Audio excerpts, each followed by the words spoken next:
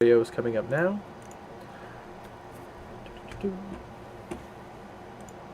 Hello everyone, and welcome to Odyssey of Eternity. I'm DM Kenneth, and welcome to the Kenku Club if you haven't been part of it already. For those of you watching at home, welcome, welcome. Here tonight we join our fearless heroes of Tyranny of Dragons. They just recently finished up a tomb, defeated some Yuan-Ti, made a deal and immediately reneged on the deal, killing said Yuan-Ti for the deal and kidnapping the dwarf that they were sent there to rescue or capture. This dwarf, you know, Verum the White, is known to be one of the dragon cult speakers, one of the 5 leaders of the cult. While his mask was not on his possession, you guys did get a dragon tooth dagger out of the mix. And the dwarf himself, alive and not well, but alive. And you guys are currently hauling him back to Waterdeep. The journey will take you the better part of about 10 days worth of journeying, especially with a prisoner in tow. As that definitely manages to slow things down a bit, even if you put him on a horse and the like. Just having someone posted to watch him at all times definitely slows things down. Yes, Salas, I see your hand up. I just took a spell, and I'm not sure if it would work yet, but I can't remember what it's called, but it's the one where you... Wrong character sheet. It's the one where you can go to teleportation circle. It's teleport. Yes, I know that it has a name, but... When we get back to Waterdeep, you can ask to get access to a teleportation circle, and then basically you'll write it down, and then you'll know that location. And then at any point, if we're out in the middle of the jungle and we need to go back to Waterdeep or any other place you have one, you'll just... Is that the one that says in the description? Because one of them gives you 2 known circles the second you take the spell. Yes. Oh. So is that the one that has that specific wording? Yeah, when you first gain the ability to cast the spell, you learn the sigil sequences for 2 destinations on the material determined by the GM. Okay, so the first one is your home. Yes. Okay.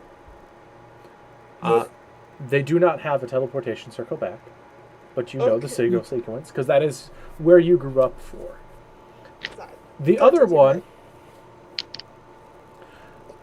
you're not exactly sure where it goes, but you know the sigil sequence for it. This one is written in Underdark script.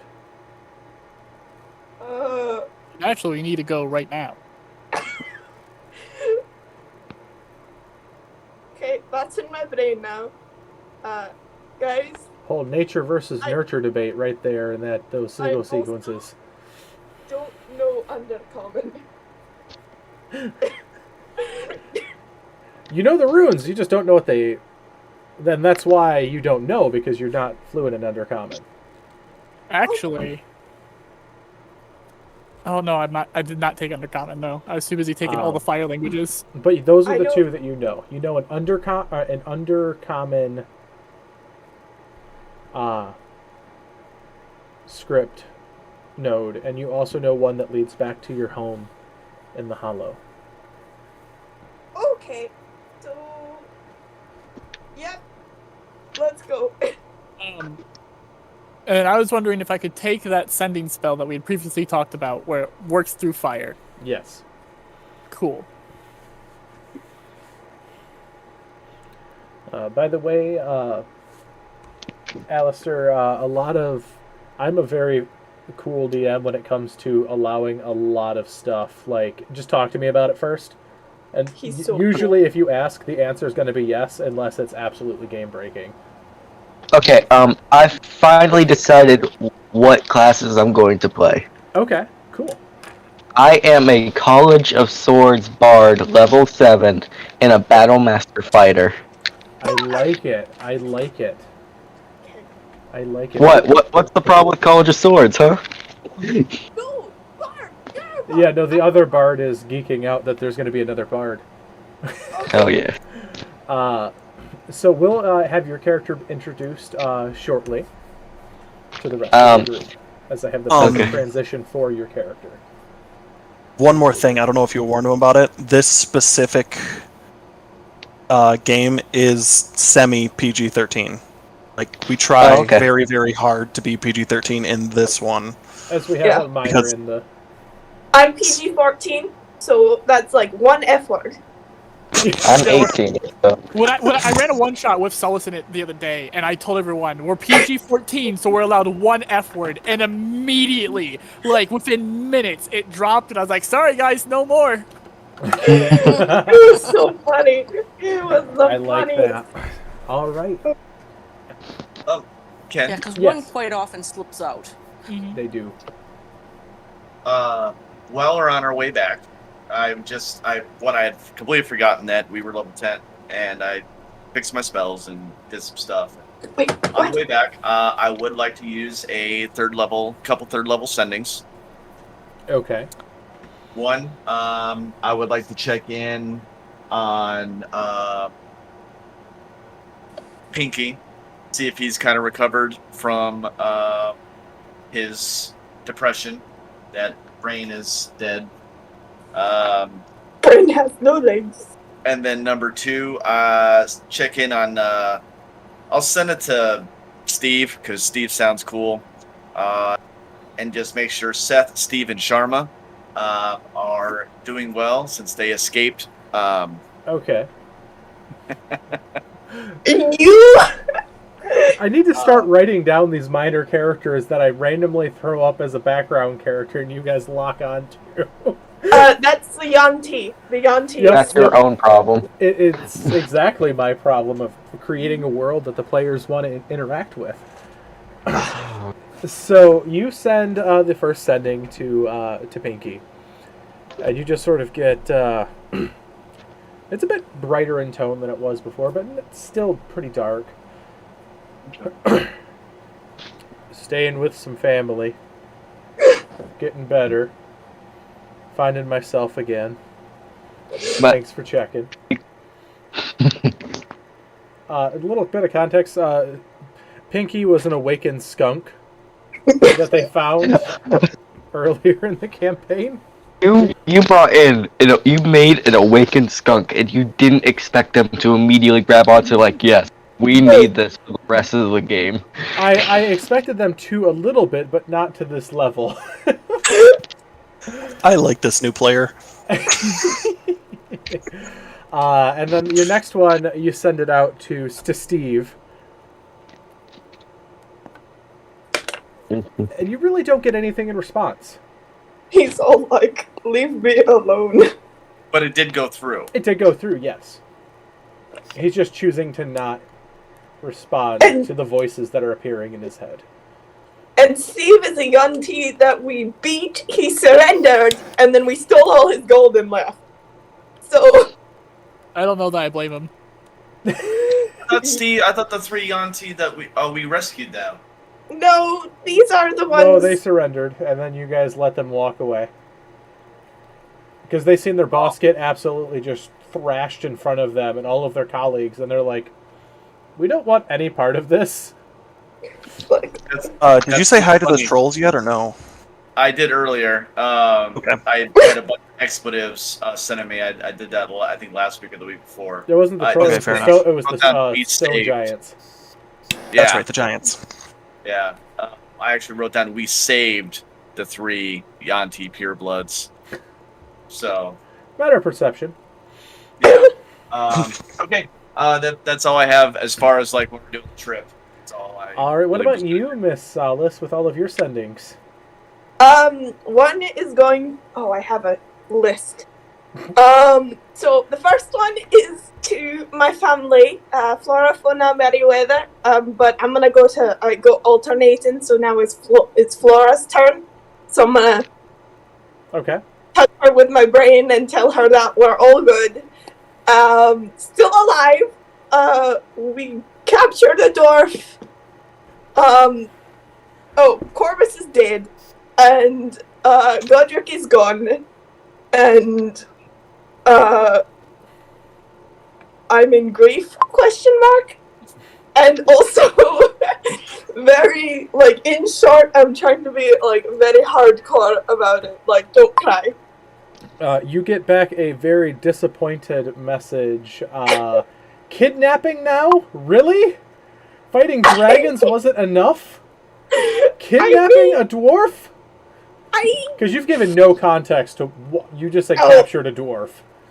Okay. Very alarming to send back home. The other one goes to, and I can't tell you what it is yet because it's part of the secret. But one goes to the Waterdeep Yondala residence, and the Bardic Union of Swift and Esty, and basically every bard I've ever met. How many sending spells are you sending? Because this Well, adds... how many days are there? So there's one. The journey back to Waterdeep will be 2 10 days, so you have 20 days worth of sending spells that you can send. It's a lot of sending spells, Ken. That is a lot of time. That's 60 third level spells. Just real quick question. Once you guys are done with that, can I just please, just for my own sake, get a quick description of what your characters are? Absolutely. Yeah, We'll absolutely. get to that in just a second. Yeah. 60 sending spells, and that's not talking when I'm talking to Godric. Okay. So 20 days times 3 every day, so that's 60. Yep. Okay, there we go. All right, so that's what I have to look forward to when you guys get back to. As a note, Styx is assisting in this using his Speak Through Flame. So every time we go to make camp, Styx just sends some messages through his fire to any bard and any mage that he has ever ran into. All the messages start with, "Hey, listen!" Because again, it records it in the fire, and then the next time they walk by a fire, it plays the message. So he needs to make sure that it gets their attention. All right, so real quick, let's do, before we get too far down this rabbit hole here, let us do character descriptions. First off and foremost, we will start with our good pal, Owen, the grandfather of the group. Well, so I'll post a picture of him in the... I can see your profile picture on D&D Beyond. If that's what you're... Yeah, that's basically what I put in. Are you in the Discord? Yeah, I'm in the Discord. Okay.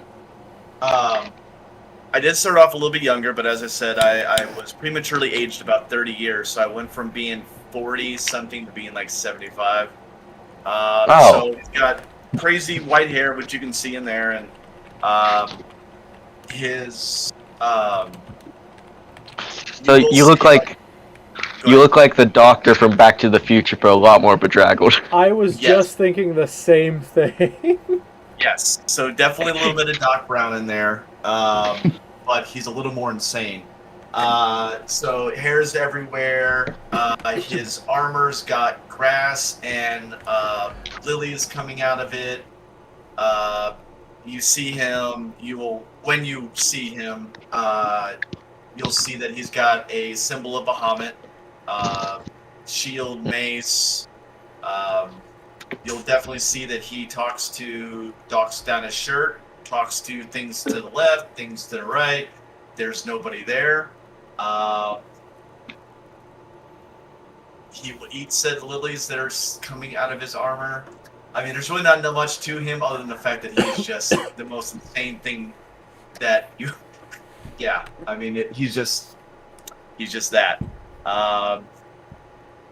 Yeah, and then he's a cleric for Bahamut, as I said. All right. That's me. Oh, and you will occasionally see a pot that he just will randomly start pulling out, and you'll just wear on his head, just like this. And it has been known as his pot of deception. Not magic, but he sure thinks it is. It's magic when it needs to be. Yeah. Solace. I'm going to make you feel a lot better here. That is 100% magical to me. Solace. Okay, so Solus is usually a very bright, happy personality. If you think Bard, that's what she is. So glitter, sequins, like colors, you can't see an inch of her skin. But right now, she seems to be like very. She's like lots of black, like she's in mourning over Corvus's death, but fashionably so. So, Was Corvus another player who Yes. left, but he had to die? He's a birdman.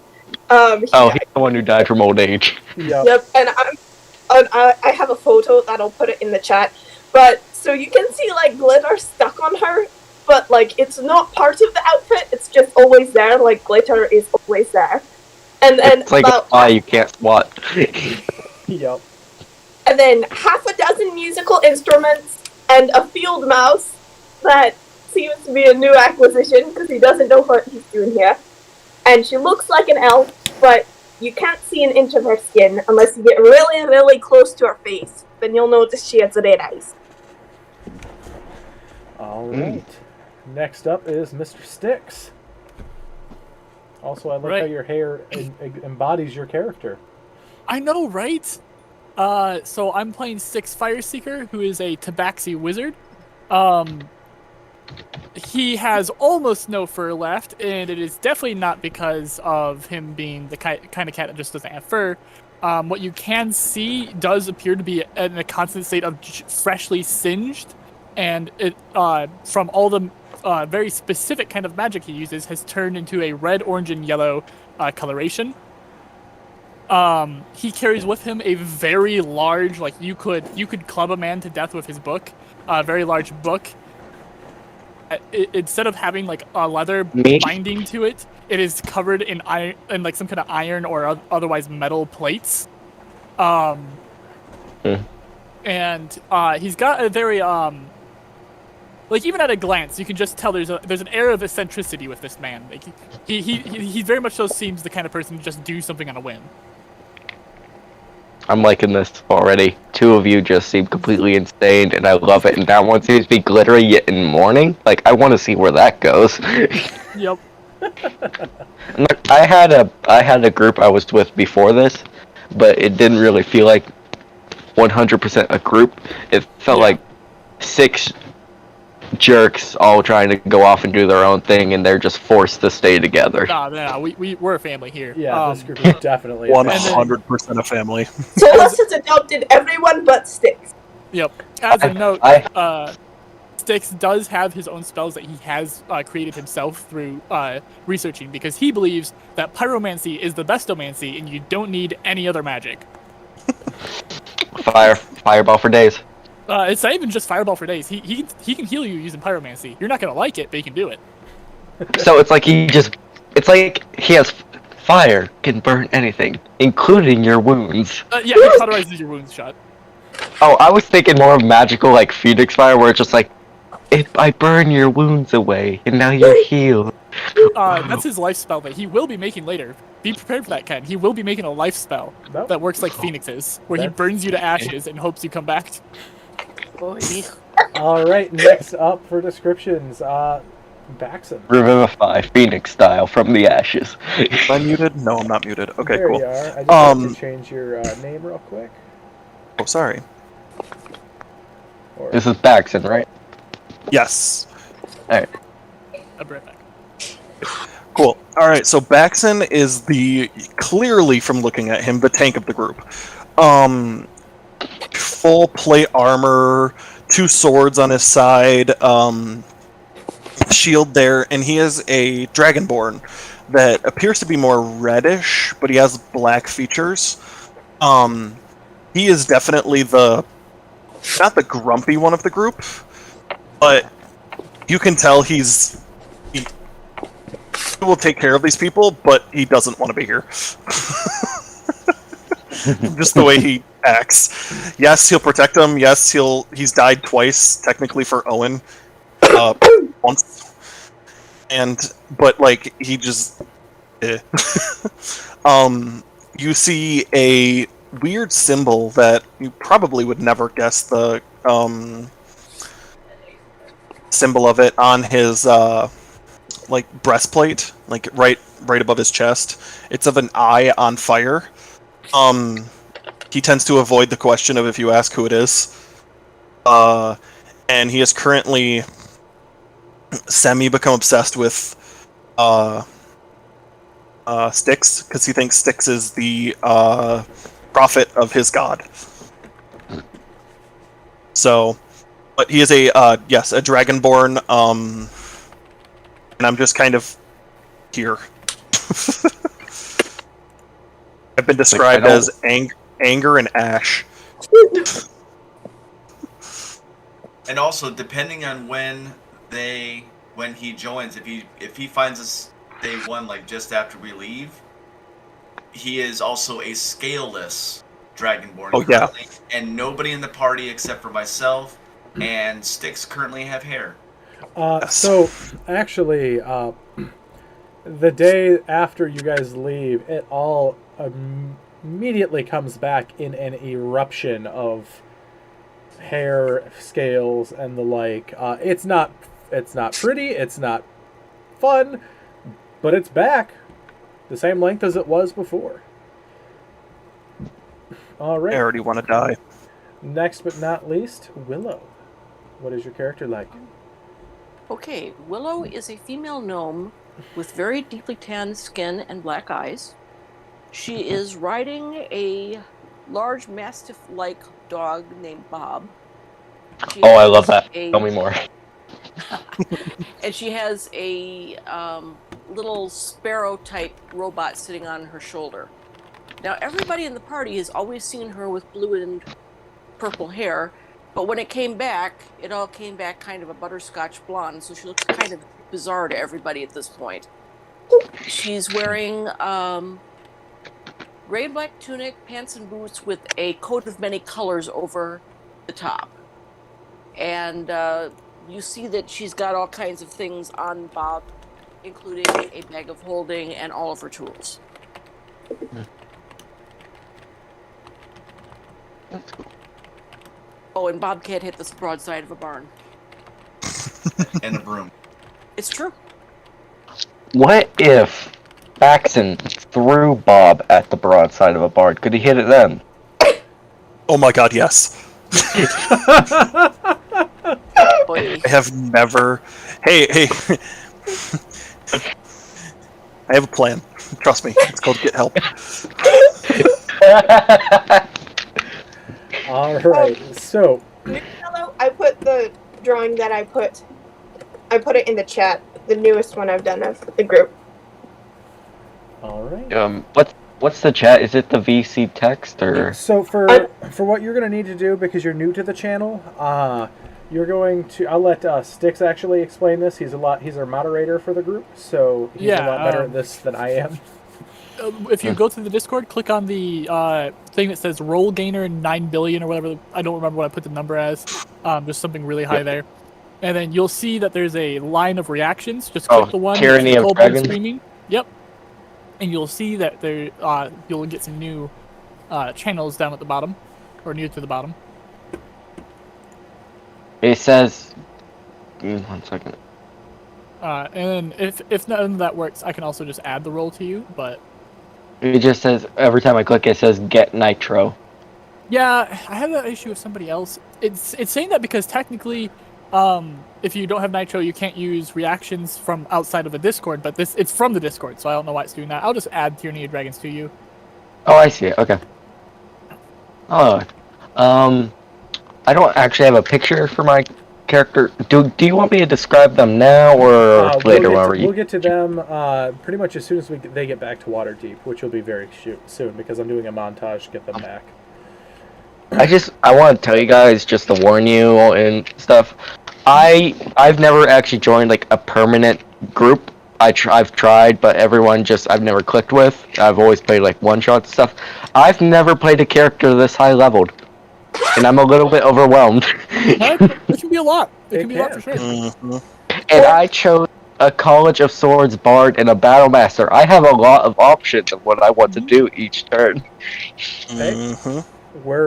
this group is a great group for that because they're here to help you. They're here. Everyone here is very knowledgeable and more than willing to help out. So. Okay. Okay. Sorry for interrupting your story and stuff. Fine. Absolutely fine.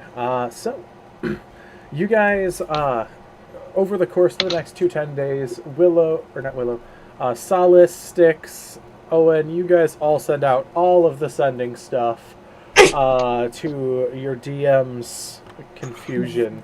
You guys eventually make it, after the 10 days, of honestly great travel.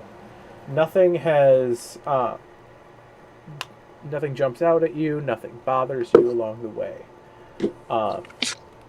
Which this time of the year in the Sword Coast, it's actually more alarming that something hasn't jumped out at you. They're scared. As it is monster season in this. So you guys end up finding yourselves in front of the wonderful, beautiful gates of Waterdeep once again, the City of Splendors. And as they see you coming up, you are heralded by the town's guard that are sitting at the gate. Oi! It's the Inquisitors! They've come again! We're still alive! I know some people are very poor now for making their bets. Poorly. I'm an Inquisitor. I have power. Corvus is dead, so those who betted on that have money. Yeah. It's a bit of a dark thing, but it happens. Actually, the council is about to meet, and they need to talk to you guys right away. They said if any of us were to see you, to send you right to the castle ward. They said you'd know where. Okay, cool. Politicians. I'm just gonna hand them a piece of parchment that you can't know what it is, and I'm like, spread the word, and keep going. I like this keeping secrets from the DM thing. I do too. I like it a lot. It's fun. It's like making the part of my brain that improvs, like, almost everything really happy, but the part of me that needs to have control, like, the eye is twitching because I have no idea. So you guys make your way into the city. Take it away. That's also another running joke. I say that a lot, and they tease me for it every time. You guys head into the city. Traffic here, yet again. In Waterdeep, it's cool because there are specific pedestrian paths on top of specific carriage paths and horse paths. That way, traffic still flows very easily without anyone interrupting the flow. And you guys are able to very quickly find your way to the castle ward. You find yourself into the Great Hall of Waterdeep as you see the council assembled. You also see another individual sitting off to the side. Alistair, would you like to describe your character real quick? For who they just see sitting in the corner? You just see this, like, the most colorful, like, scarves everywhere, nice, like, hat, and, like, just, like, sort of, like, a half fedora, half cowboy hat. He thinks it makes him look great. It does not. He's wearing, like, blues, purples, reds, yellows, just all the most colorful colors he can find. Did I mention he's a satyr? He is covered in hair. He has, like, this nice, like, it's basically an afro, but it's, like, all, like, curly. It's going all the way down to his, like, neck and shoulders and stuff. And he is, wherever he is right now, he is starting to start a gambling game, or just, like, poker, or just, like, playing cards, and he is 100%, without a doubt, cheating for all the money he can get. See, and that's the greatest part, is because you are in a very serious council meeting. So I'm just elbowing the guy to my side, like, hey, I pull out some cards. Want to play? Yeah, and so that person is actually Lord Neverember of the former open lord of Waterdeep, as you notice the positioning of who the seating has changed since you last arrived. Lord Neverember is now sitting to the left of a woman that you were introduced last time as Lady Laryl Silverhand, who now sits at the head of the council. Daggelt sits to her right, along with a looks to be a human female with snow white hair streaked with silver, with very striking metallic eyes of silver. She looks smiling at you all as you approach. Lord Neverember is just sort of pinching the bridge of his nose, trying to get the bard next to him to stop asking him to play cards. And when he's just like... I completely wave my hand at him like, fine, and I turn to the next person on the other side of me. And as you do, the party walks into this room as... I immediately clock the one at all glitter. I'm like, I need to talk to her. And I'm looking at you like, Bard Bros. Like... Bard bro. The party boys. So as you guys are enter, Lady Laryl Silverhand stands up and smiles at you. Hello, esteemed inquisitors. It's good to see you once again. And I take it you did bring the dwarf Verum with you, or did you slay him? Is that the mongrel right there, tied up? That'll be him. As Bax Wanted to kill him, they wouldn't let me. Baxton, you have him literally by the manacles. You just sort of shove him into the room. He curses quite a lot. Like The gag in his mouth so he'd shut up. I mean, he is a dwarf. It tends to happen. I'm a reductionist. So you do see Continue. many members, most of the representatives of the guilds around here, incredibly happy that you seem to be incredibly happy that you captured Verum alive. The only people that do not seem very happy is the Emerald Enclave. They seem to be very upset and sort of deep in thought that you brought him in alive. But as you sit there and talks start happening, you relay your story. They ask you to recap what happened in your last 2 missions.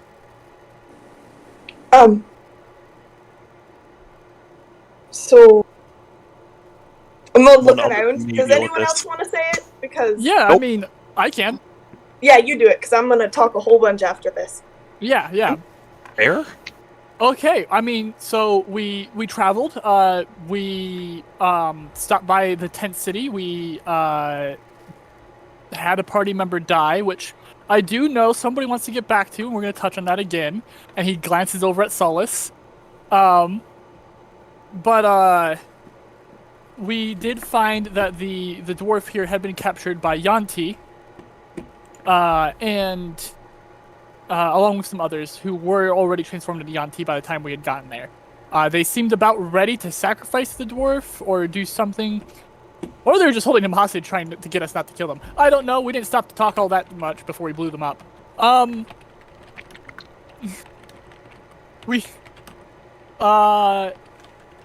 And that was this past mission. I don't think I was around for the mission prior. You said the past 2 missions. Yes, we sent the group to go to the north into Icewind Dale. Yeah, I was not there for that one. Somebody else is gonna have to take that over, kiddos. Okay. We found the lady. She's kind of rude. We gave her a whole bunch of stuff that we stole because she wanted her information back. And then, we brought her back and dropped her off, and then Godric left. And then I went into a coma. All right. We did get news from the Arcane Brotherhood that they would be throwing their support behind the council. Thank you so much for the rescue and establishing that. As you notice, as Lady Laryl Silverhand says that everyone seems to be nodding in agreement except for Antharf Room, who was the leader of the Order of the Gauntlet. He seems to be quite visibly angry and shooting daggers at the Arcane Brotherhood's representative across the floor as she says that. As he just sort of, as you finish saying that, he spits out onto the council floor. Bah! We don't need those non-ethical mages helping us. They're magics, and they don't... He can't find the words with how angry he is with everything going on here. He finally is like, they don't police their own from the magics they try to learn and the knowledges they pursue. Some of them are very dangerous. He's like, but if you want them as allies, who am I to say? As he sits back down, sort of crossing his arms.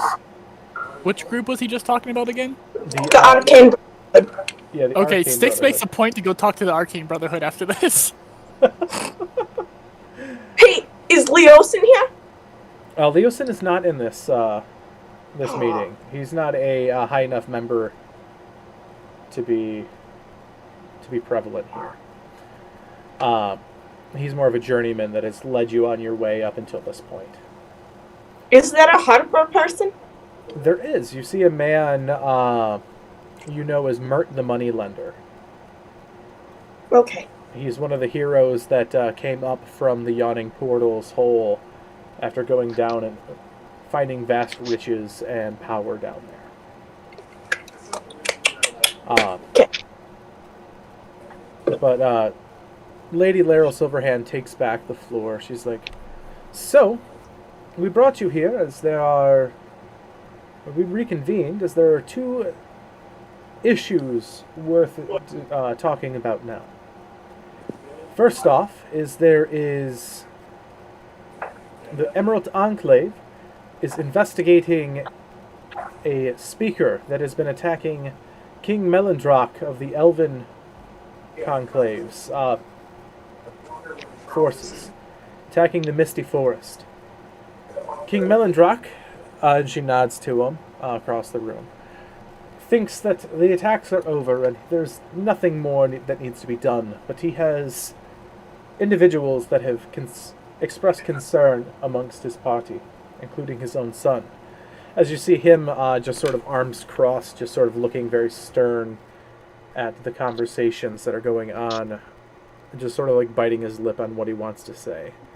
And she's Lady Laryl Silverhand looks, she's like, also, you have an invite to another council.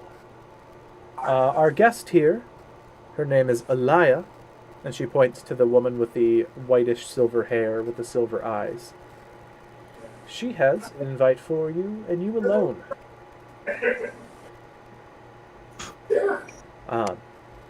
As Alaya nods her head and stands up, taking this moment to seek the floor. She's like, hello, my name is Elia. I represent the Council of Dragons. We are a council charged with deciding the metallic kin response to the cult of dragons. You guys will know just from basic living in this world that metallic dragons are usually diametrically opposed to the chromatic dragons that you've been encountering and fighting that are leading the cult and stuff like that. Metallic ones are the good dragons, right? Yes. Mostly. Yes. There are exceptions, but not usually. There's exceptions to everything. That's just like the mostly how they feel. Yes. Like Bahamut is a metallic one. Yep. So she looks at you, she's like, so this council is going to be held in whenever you get there, actually. We have the council waiting on this council's representatives that are not biased by factions and not biased by other greed and factions. You as inquisitors here have the best likelihood to be representative of a positive force of change, and as such have been personally invited to the Council of Dragons. Quick question: how close is a wall to me? They're very close. You're sort of back. I straight up, like, if I can, pick up my chair and stuff, and I use minor illusion. I make a ball and I start throwing it against the wall and catching it Okay. in the middle of this very important meeting. Delightful. All right. You notice she sort of like cocks an eyebrow at you, and chooses not to acknowledge this intrusion upon her. Also, at very random people in the meeting, just like hardly even looking at them, I'm going to message them saying, "I am your god. Your faith is the only true faith. You were right to choose me." Okay.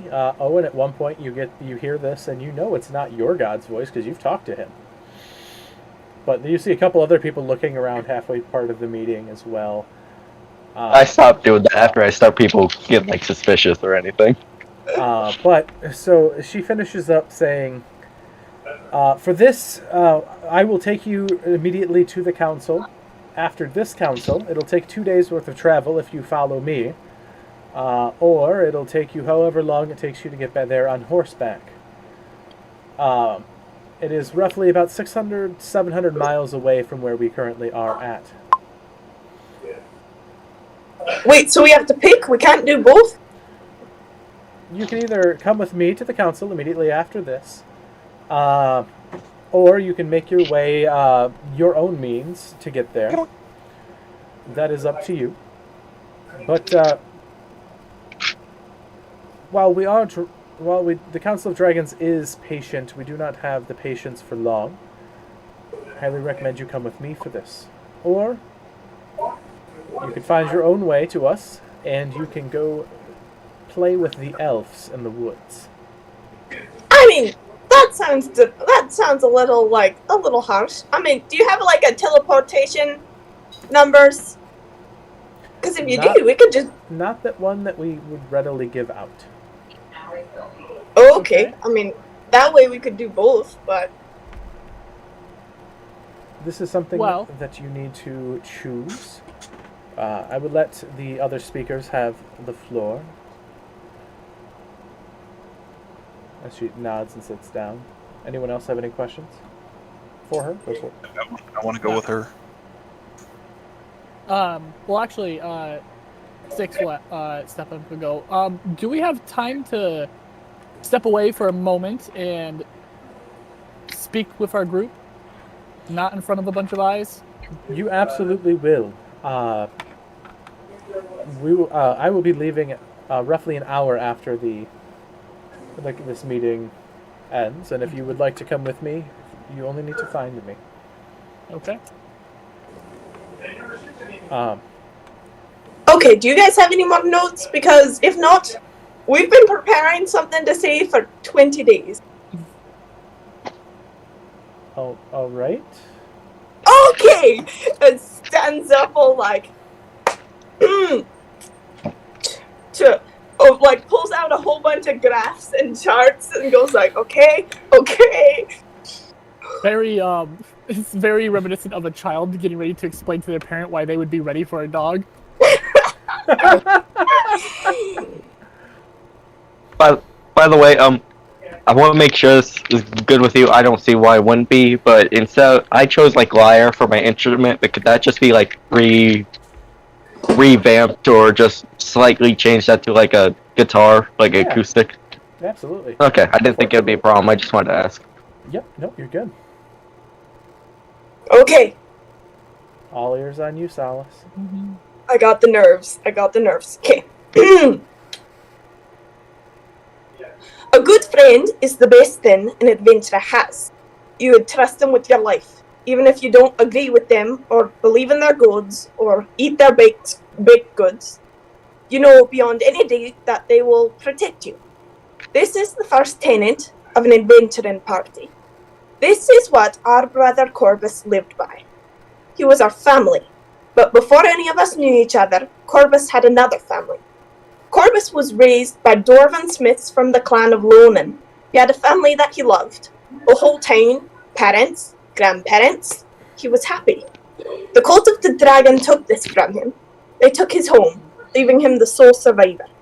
We were Corbus's second family, one struck together in necessity and forged in battle. The cult took his people, his youth. Despite this, he fought with valor until they took his life. Corbus died on the trek to capture Verum the White. Corbus of Lonan was what every adventurer strives to be. A hero. But what does that matter? There are hundreds of heroes who die forgotten. Long after this council declares the war over, and those are still alive who are sung into the odes of history, no one will remember the true heroes. Those who fought until the end will have nothing but dust on their graves. People will never know about Corbus, my brother, and a true warrior. Unless someone raises their face to the gods and cries out injustice. We do not choose who dies and where they go, but we mortals have a power no god can touch. We are the masters of our history. We choose who is forgotten. That is the power I hold. That is the power you hold. And no one can take it from us. Brother Corbus is with us when we let out a battle cry, and he is with us when we shed silent tears. In this way, I hear him beg us not to forget him. We propose a motion to remember Corbus, to force the cult from the shadows and draw the public eye to the bitter and blatant truth. They are not fair fighters, but marauders who play on the defense. And it is not our armies they will aim for, but sons and daughters. Too late I understand this. Too late I hear what my friends have told me from the start. Hesitations like mine are the openings that evil aims for, the sort of goodness they abuse to kill heroes like Corbus. On behalf of every hero lost to the wind, we call upon your strength, your compassion, if nothing else, your humanity, to fight for lost heroes, to fight for Corbus. We have designed a fountain that will be the centre of the Corbus Memorial. On one side there will be a plaque telling people about Corbus's fight against the cult and asking them to toss a copper to the waters. All gold collected will go to the council's effort to stopping the cult. I have enlisted every bard I have ever met, the Waterdeep Yondola residents, and the Bardic Union of Swift and Esty to spread the ode of Corbus. We ask you for land for the fountain, but most importantly, your support. Some of the most important people in Faerun are sitting at this table. I know together that we can do this. We can bring honour to our fallen heroes. As the group goes quiet, hearing you give your speech and stuff like that, they sort of look upon each other, and you see them convening sort of quietly at first, and they look back at you and they nod. This is agreeable. We can have a statue put up, this monument, and get it working, if that is your goal. Is, as you said, heroes should not be forgotten. Heroes... She's just gonna shove a whole bunch of blueprints at you, like... I see, you came prepared. I mean, we've been traveling for 20 days. He's been working Nothing on this for but time. 20 days. I helped. He did help! I'm starting to like him. I'll change that, don't worry. Nathaniel in the back is just full on like clapping as loud as possible in this meeting, just like he's loving this. Ew! This guy Like gets it. political meetings are not his forte, but this kind of thing, he loves this. Lady Laryl Silverhand nods. She's like, I will definitely see to this myself. I will ensure that this deed is done, and this hero is remembered. As far as this one is concerned, as she sort of nods to, what's your character's name, Alistair? Nathaniel. Nathaniel. All right. And if you ask it, do you know how go to ahead. change, Sorry. Do you know how to change your nickname on Discord? Nickname? No, I do not. I will figure it out. I can change it for you. Cool. Okay. That'd be perfect. She looks to you, Nathaniel. She's like, I wish for you to go with this group and help them. They are inquisitors upon this, and I feel that getting out of the city will be best for all. I mean, you. You want me to go out into the forest and fight a deranged draconic cult It's with more these fun people than it I've sounds. never met before? It's not just That's the forest. fine. It's all over the place. That is the first time this entire time I've been here that you have made perfect sense. I'm in. I just clap my hands and start walking towards them. Oh, I like him. I like him so Everyone, much. this is Nathaniel. We caught him panhandling cards and viciously stealing all of the guards' money. You did not catch me. I showed off my my methods. Don't act like you did anything. I let you. She just sort of lets that acknowledgement just sort of hang in the air there for a minute. I send a message to the other bar and I'm like, you have to tell me your like dresser and stuff. You look great. My dresser is me. I am one of the best seamstresses in all of Swiftony. I need to work with you. Okay. I need to say this right now. I am fully chaotic good. Like there is no chance for me to switch sides. Just like I find political BS so annoying, but just running off, having adventures and doing shit, I will love this. I also should warn you all that due to bards getting half proficiency and the way I made my character, I have a plus 12 to all persuasion. That's, I'm here for it. Yeah. So I mean, Bardic. just to let you know how I run persuasion, you can absolutely have an absolutely amazing persuasion. That is something that I love. I'm here for it.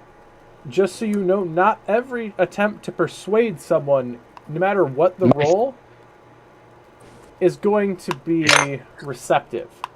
Yeah. I get that. I mean, a nat 20 on asking a dragon to give all of his hoard won't give it to you, but oh he'll no, find I it wouldn't funny expect that to work. instead of insulting. Yes. I get that. It might That make makes the sense. dragon laugh it off instead of immediately killing you. Instead. Like, it comes down That to... is still a useful skill to have. Make a dragon laugh you off instead of absolutely killing you right away. the party has had to use that a couple times. Bard power. Honestly. By the way, we might want to get out of here because they haven't figured out I found the red light district yet. The what? Don't worry about it. Yeah. The gambling district, the gambling parts of it, not the Yeah, other don't worry parts. about it. We're leaving. We're leaving the Now, city. I already hate this we place. do need to discuss as a group where we're going. I want to go meet believe with dragons. all obsession with dragons and stuff aside, I think that's the smarter option. Right. Obsession with Because- dragons. I am a dragon. That is the other side of the war here that can actually stand up against the dragons on even ground, right? We can take down dragons, sure, but we're doing it as a group to take on one dragon. Whereas that council of dragons, that is just more dragons that would fight with us. But We we have won't Ahmed. offend the elf people, right? Because elf people get offended.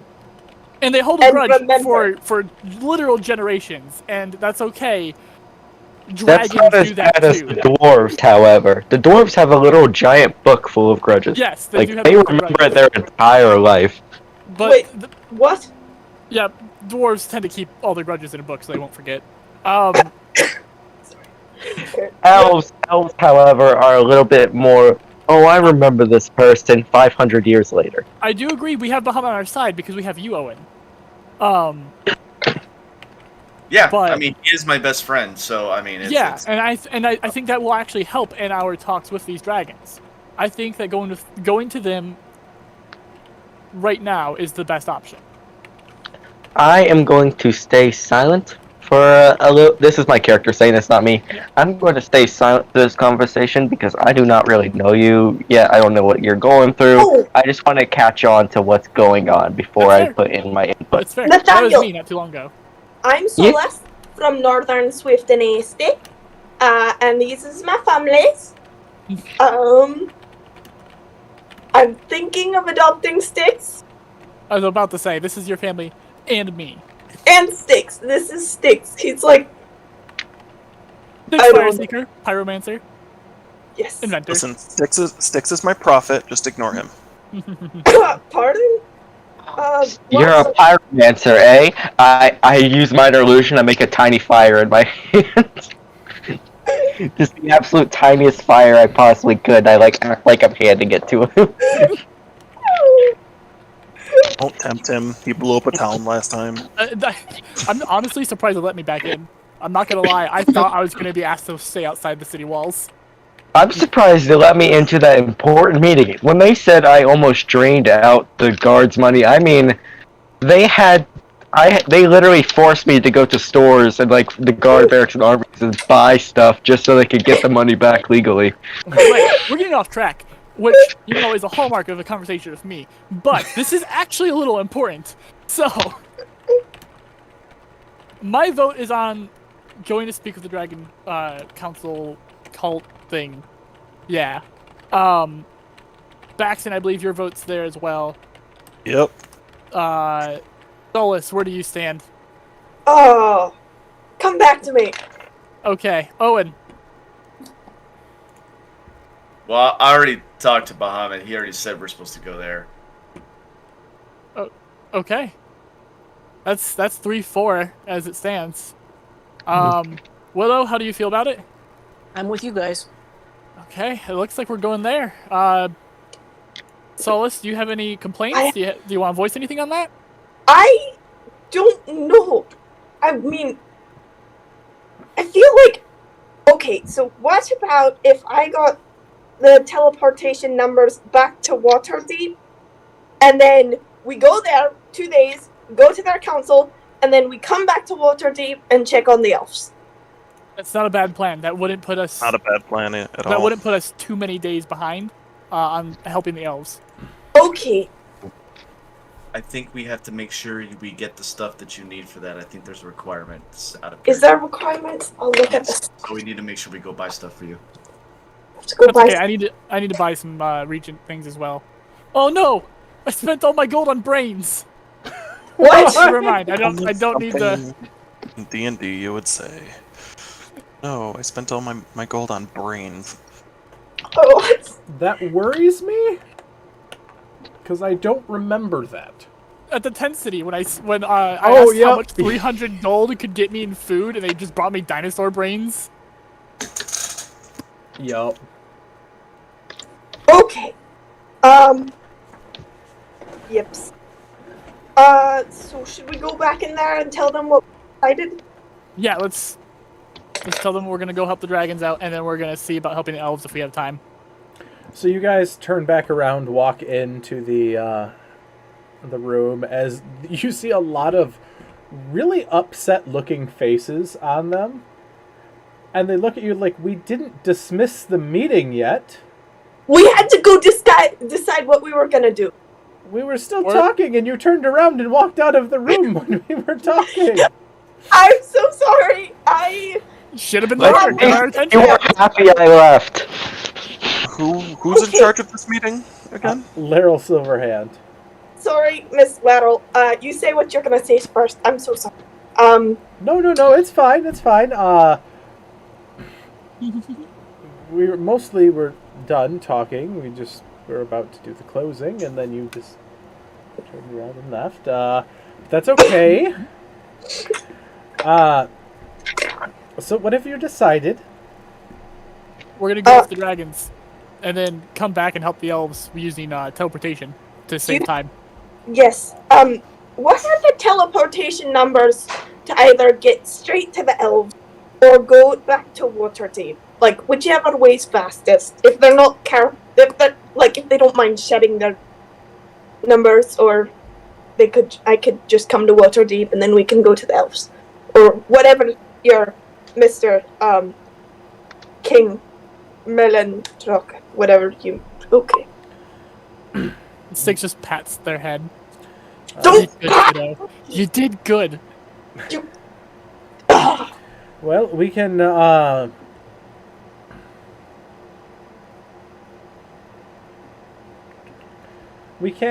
procure a teleportation circle in the guard barracks for you that you can use to return back to Waterdeep if you need. Oh, yeah, just so we could, do both. We could go to the dragons, that'd be 2 days getting there, and then we can talk to them real fast, and then we just turn around and I'll draw a circle on the ground. I mean, we'll have to buy some stuff, and then we can go straight to the other mission and make sure that, Mr. Melendrock is still alive and stuff. Elliot just sort of nods, and she's like, "You do know how long it takes dragons to decide on anything, do you?"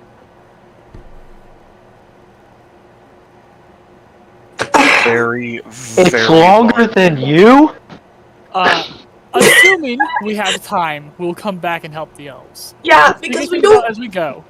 we don't want to feel like we're being abandoned, because we care very, very much, and we feel like it would be very bad for the elven people if the elven king got hurt. But we also think that dragons fighting dragons, or at least helping us fight dragons, might be one of our best chances. Also, just putting it out there, there is 6 of us. We could split up. No. No. Just I mean- saying.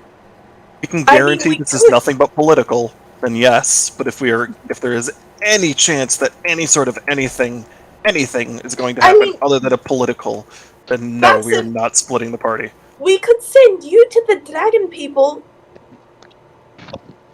because... That I would be okay with, because And I then can the handle rest my of own. us could go to the elven people, but we don't want to, you've died more times than any of us, so that would be bad. As your DM, I'm just gonna say don't split the party on this one. You get divine intervention that tells you that that's not a great idea in this situation. Okay. Six pointedly ignores it. So like I was saying, we could split the party. Hey, Ken, Yes. can you check your messages really quick? Yes. Because Sorry. I think I just did something awesome, and I hope you're going to allow it.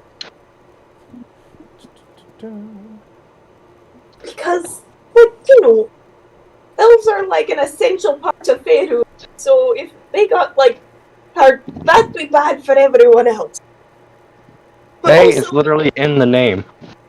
Fae! Yeah. What's your idea, Owen? Hold on. He's waiting for...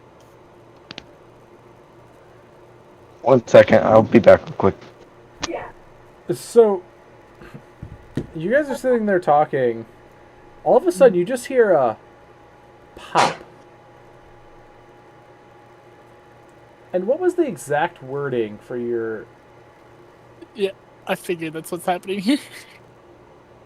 It was basically for me to go back to what I was prior to the to bring my age back to what it was prior to the aging of the 30 years. Roughly, it would have been that. Okay. I just completely forgot about it between sending the messages. Otherwise, I would have said something and rolled it during when we were doing the pre stuff, and it just dawned on me. I was like, wait a minute, I completely forgot about this. That I now have it. So, I never mentioned.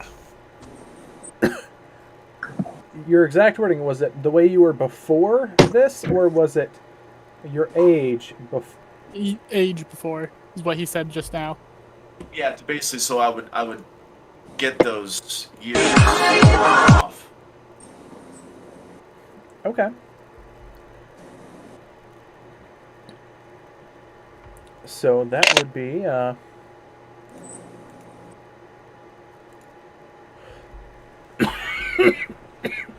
Don't die now. so Or do, I'm not your dad. you guys are sitting there talking, all of a sudden just you hear a pop. As you look back at it, you see, oh, and your armor doesn't fit nearly as poorly as it has been these last few days. Your muscles start to fill back up into your armor as UTH. Oh my gosh! Owen, have the anti-aging creams been working? However, it goes a bit before that. Oops. As you asked for that, and however, he needs a champion. Oh. As you are restored into about your 30s to 40s. Oh, God. What's your skincare condition? What's your skincare work? I need to know it. Like, have you been going to see, like, a different esthetician? Because I did not do that. Ew. Well, So as you see a young Owen sort of standing... now I have to draw him young? Are you kidding me? I just drew him old, and now he's young again! We Yes. exist to make our poor Solus suffer. No. We can't have this. And just on his head, I'd make it old again with minor illusion. Okay, so, yeah, if you guys don't have anything left to do, if I can get those teleportation numbers, and then I have to go buy some stuff so we can teleportation. Like that. We have, I think they gave, hold on, I have the notes somewhere. It says I need fancy chalks and ink. Six is gonna raise his hand, looking to the council. Yes. Are we getting paid for what we just did, by the way? You guys didn't ask for it before the last time. No, I think we're good. They're Right, giving us but a I was on the statue. way of getting kicked out. I didn't get to ask, so I'm asking now. Can we get paid? Let's just say your debt to society is starting to be paid from the last time when you burned down half the city. What? That's fair. That's You fair. did what? Don't worry about it. I got knocked out for like a week, and you burned down half of Waterdeep? Not the first time I almost burned down a city. What the? And you guys took him? To be Start fair, laughing. pretty My cool. character starts laughing. He's loving this. Well, and I'll just somewhat confidently at the moment. Could you perhaps supply, and I'll look at Solus, with the necessary things for her to teleport us back from where we're going to be to come back? And then maybe a few other things we might need as a maybe a compensation. No, Versus actual no, payment. they're giving us a statue. Okay, we have the statue. Just don't push it. We have money. Remember, we go and kill dragons. There's money coming from that. It's still nice to get paid. It's not. You see her sort of finally smile a bit. She's like, I can give you 250 gold each. Deal. What the heck? Here, That doesn't include me, because I literally just joined this group. you can have 100 back. By the way, It's- Nathaniel, you can start with one rare magic item as the group has been Ooh, okay, let me take a look. going for some time. So you can start. So you're not starting from scratch. Can I give her 100 of that 250 gold back? I only need some to buy fancy chalks. Because aren't these guys the good guys? Arguably. You don't get to talk. Like, you have been banned from talking for like the next 2 hours. Good luck with that. Do you have the That's not silent gonna spell, happen. and can you keep it on me for 2 hours? Alice, it's like telling you not to talk. I mean, I don't burn down half a city. I like fire and the sound of No, my own you voice. just murder It's an people unfortunate with mix. cookies. No, you just murder people with cookies. Your cookies do have a body count. By the way, Nathaniel, do not eat her cookies. They have a literal body count. I'm sorry, That's what? not a I joke. didn't catch that. Her cookies have a body count. Do not eat them. Her brownies and all the other things, delicious. Absolutely recommend them. Amazing cook. Her cookies have killed a man. You all. Thank you, Miss Silverhand. We'll be going. I have fancy chocks to Oh, purchase. you said that in front of. Yep. She looks at you. She's like, "All right, please. Meeting adjourned." Delightful. The what's her name?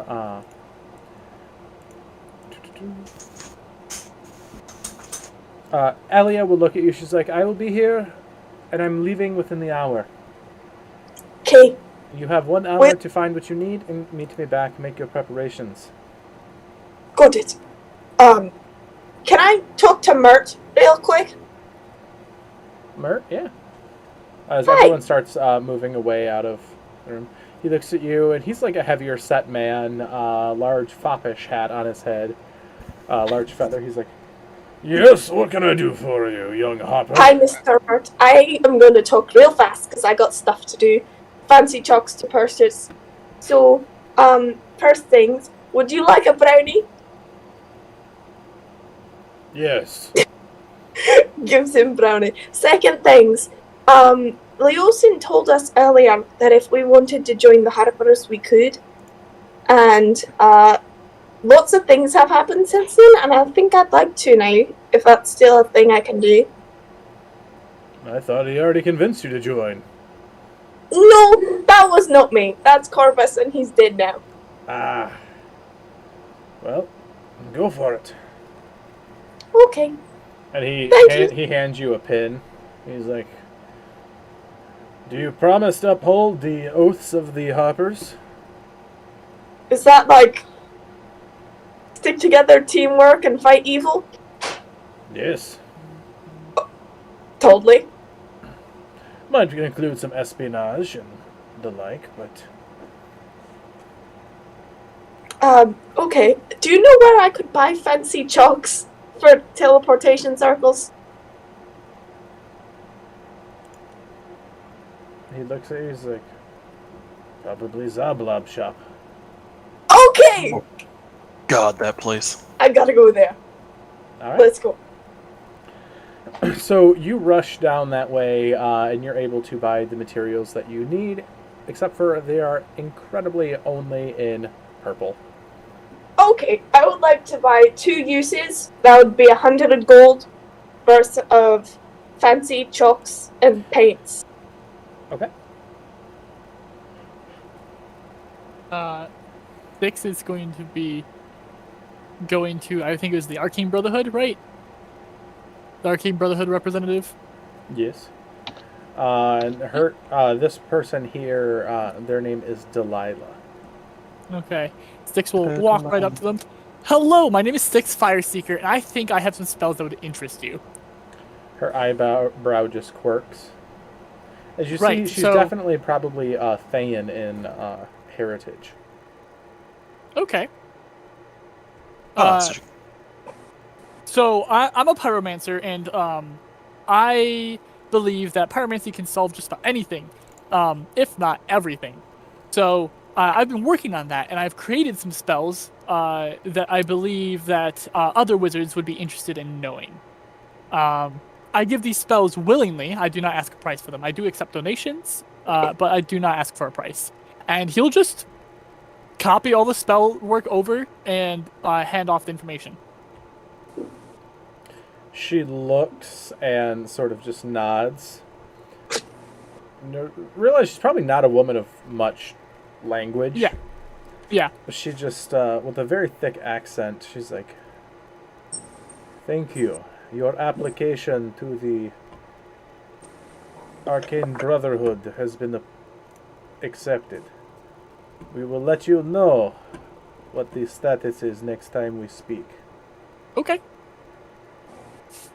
As you might have just gotten shanghaied into an evil organization. He absolutely wasn't trying to apply, but he's absolutely okay with that.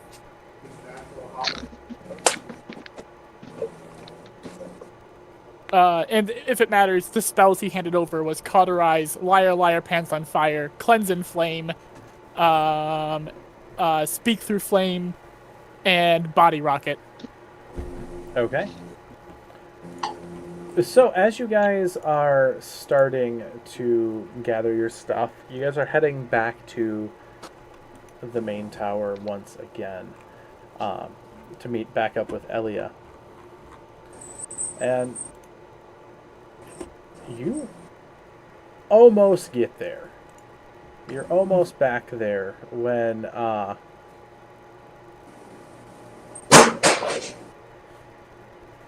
you hear... Does anyone speak Abyssal? Actually, I might. Hold on. Nope. I do not speak Abyssal. I do. One second. Let me just check.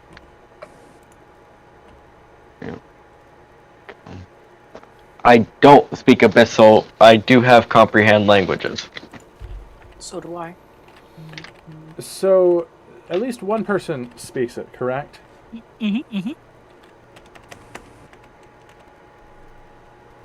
Alright, why is this not... Right. Oh, one of those, okay.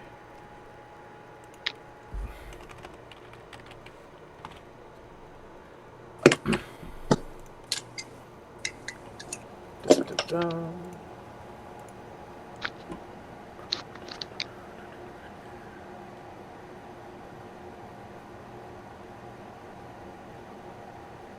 And then we have a bunch of... At least one of those.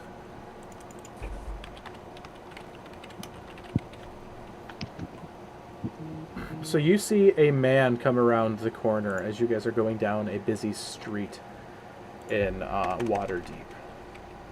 Okay. You see he comes around the corner holding up a short sword and an orb in his hand.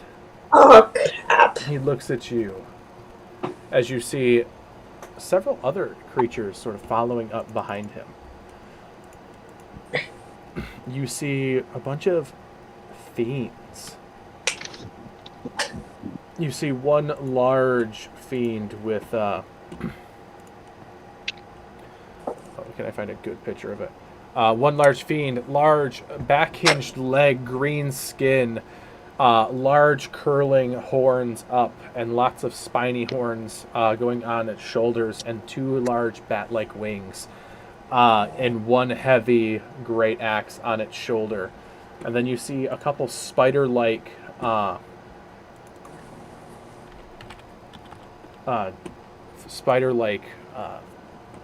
what do you call it? Demons. Large chittering pincers there, and multiples of multiple arms.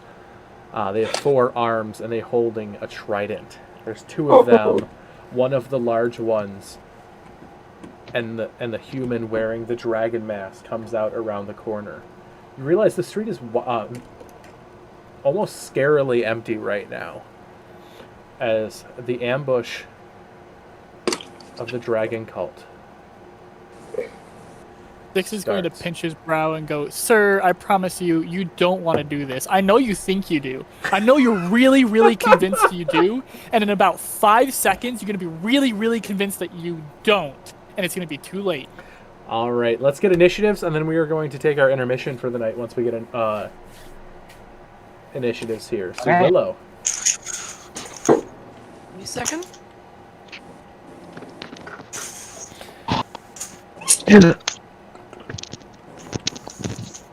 Let's see, a 10 for you, Willow? 10. Salas?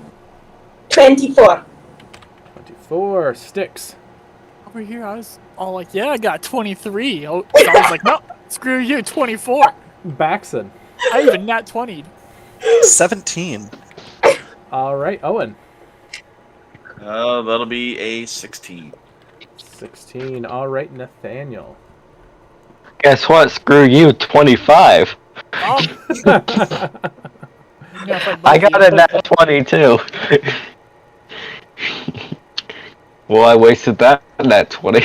Right. That was my thought too, as well. I only got a 19. All right, so everyone, this is where we are going to take our intermission for the night. Take 10 minutes, stretch your legs. I'm going to mute the stream.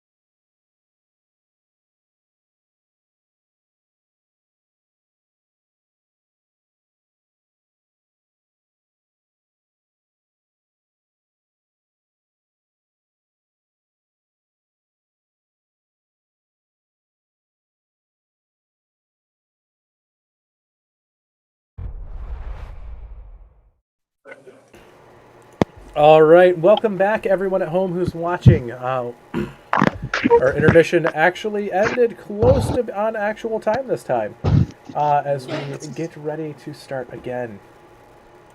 So last we left off, the players had just become ambushed in an empty city square. Some fiends and a cultist sort of came around the corner. The cultist sort of just you see a smile coming from underneath the dragon or draconic mask upon his face. Holding up his short sword with a smile. You see the two spider-like fiends and the one larger, more pig-like orcish fiend behind. Nathaniel, you are the first to respond to this.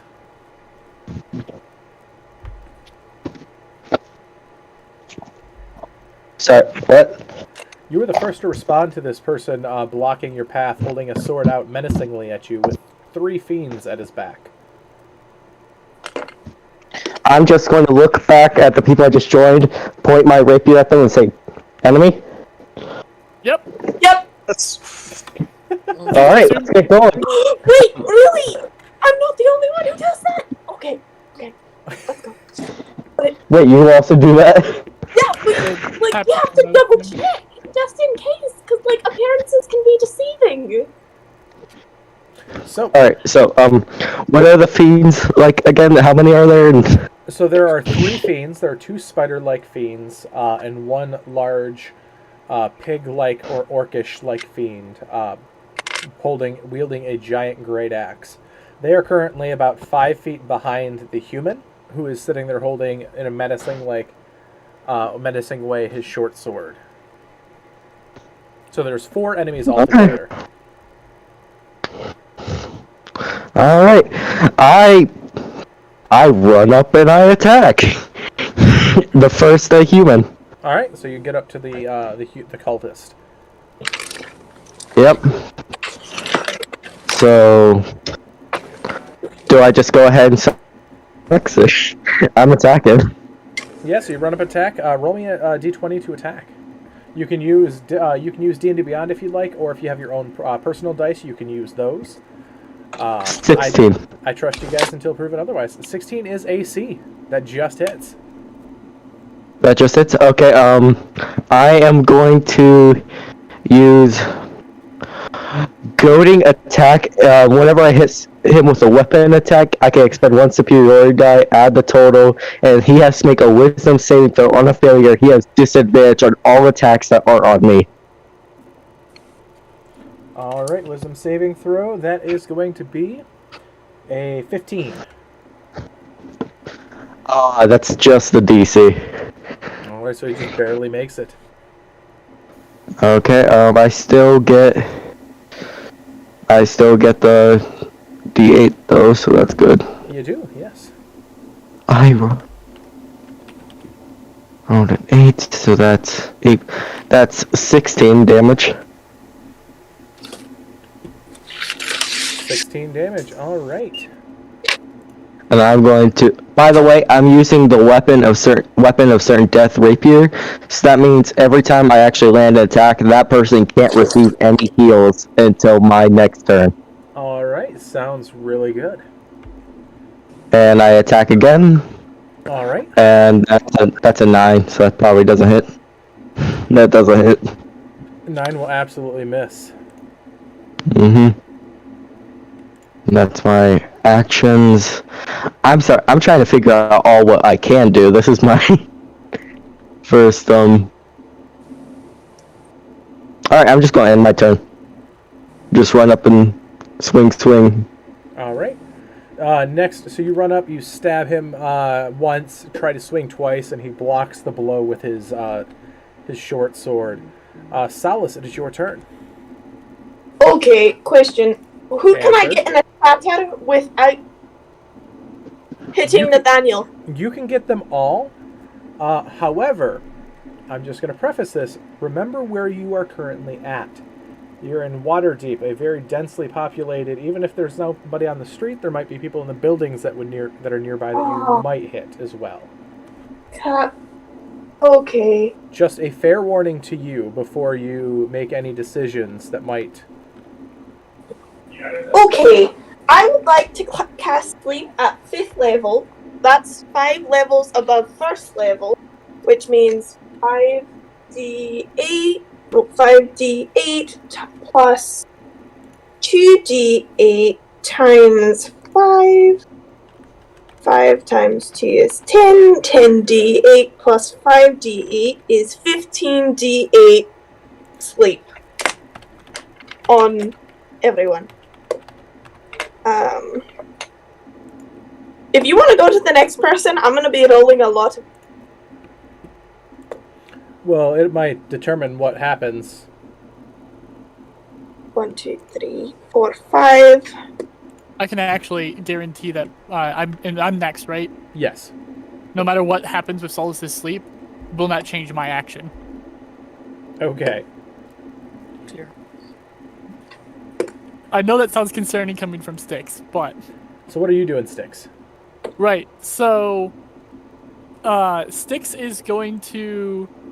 as a bonus action, he drops his book on the ground, puts his hand on it, does the pulling up thing, and the book, like, lifts up into the air, and he, like, comes back to his other hand that was waiting for it, and he keeps lifting, and the spirit of the book is ripped out into the form of just cascading, burning script, and he sends it out to just kind of float above where he believes Baxton's probably about to charge to. Okay. 8, 9. And then, as an action, he's going to cast Sending to contact the person we're supposed to be meeting with and be like, hey, we're currently under attack in an alley. We'll be there. Please wait. Okay. 8, 9, 10, 11, 12, 13, 14, 15, 15, 15, 30, 24.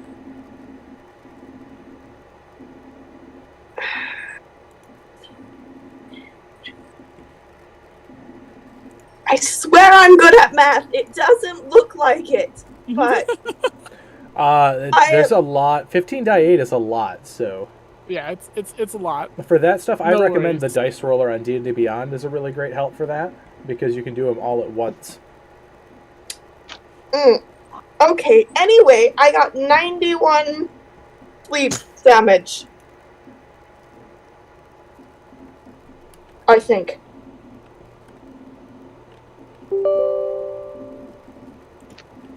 All right, let's see here.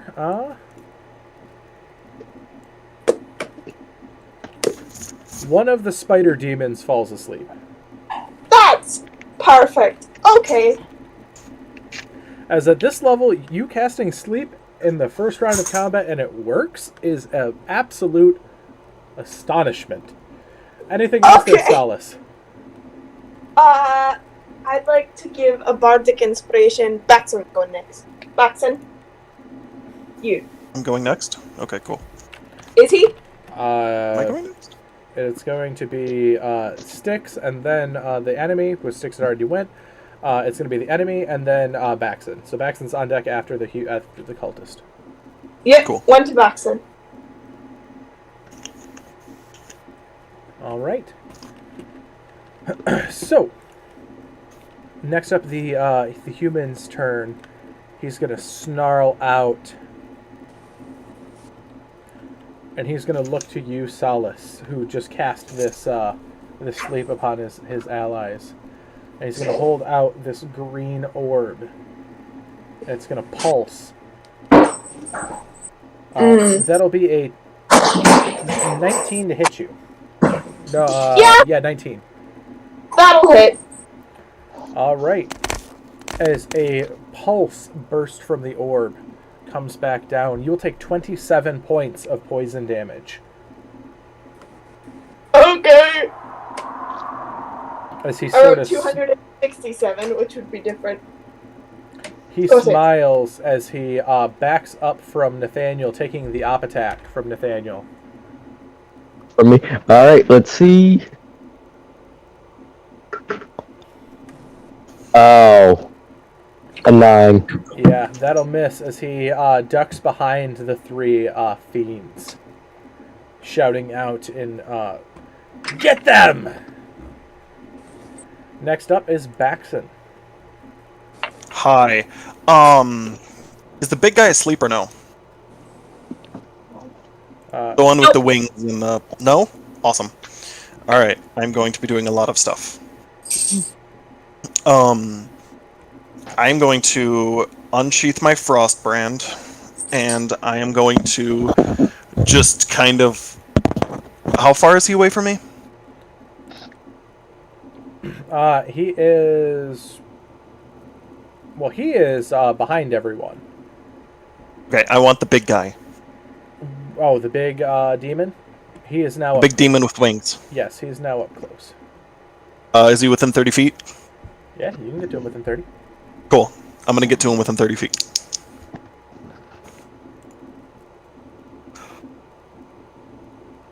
Well then, I'm guessing both of them are... Well, my lowest is 26 to hit? 26 hits. Okay. And I'm going to be pumping 1/3, 1/2 level Divine Smite. Is he a fiend? Of course. Huh? I said yes. Cool. I didn't pre-roll because I didn't know where I was in the initiative.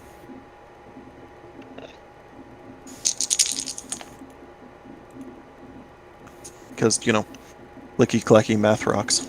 Nope, you're good. Do I need to separate cold damage? Yes. Cool. That's 5 cold damage total. Alright.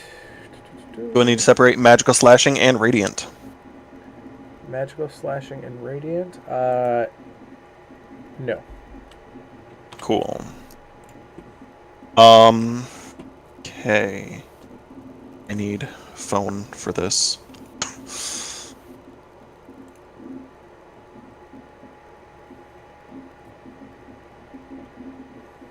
Okay.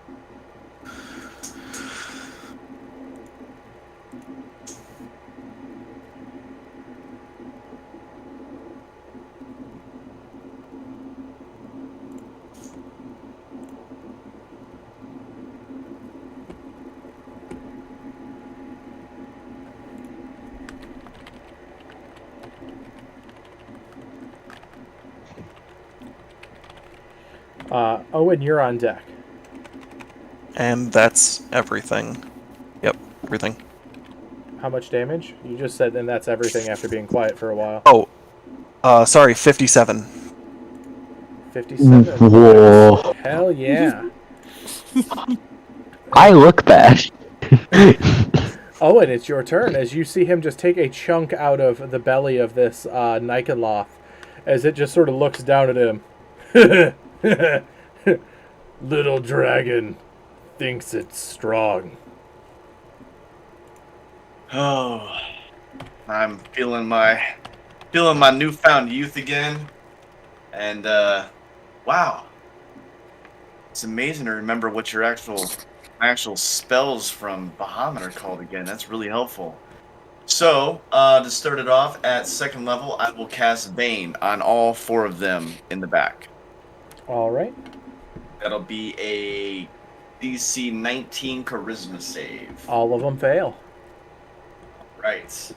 So they are all baned, and then of course I'm not leaving my second best friend, Baxon, you know, that's how they all start with B's, behind. So I will be sprinting up there to the front line with him, and that's where I'm going to be. That's my All turn. right. Sounds good. Next up is going to be Willow. Your turn. Maxon, you just got hasted. Eh. That gives you +2 bonus to armor class, advantage to dexterity saving throws, and an additional action on each of your turns, which can be attack, dash, disengage, hide, or use an object. I love your Peter laugh there. Bob, Sikkim, and I point Bob at the pig-faced fiend. Okay. Good luck, He rolls a 18. 18. That will hit. As that is his AC, as Bob does hit the broadside of a Nikoloth. Yeah. It's and a bard, so he's fine. good. It's He not a snaps for bard. 5. So 5, alright. Yeah, of course I rolled a 1. Alright, anything else there, Willow? Nope, not this round. Alright, the Nikoloth is just gonna... Little dragon, I'm gonna pop your head like a grape. Good luck with that. As...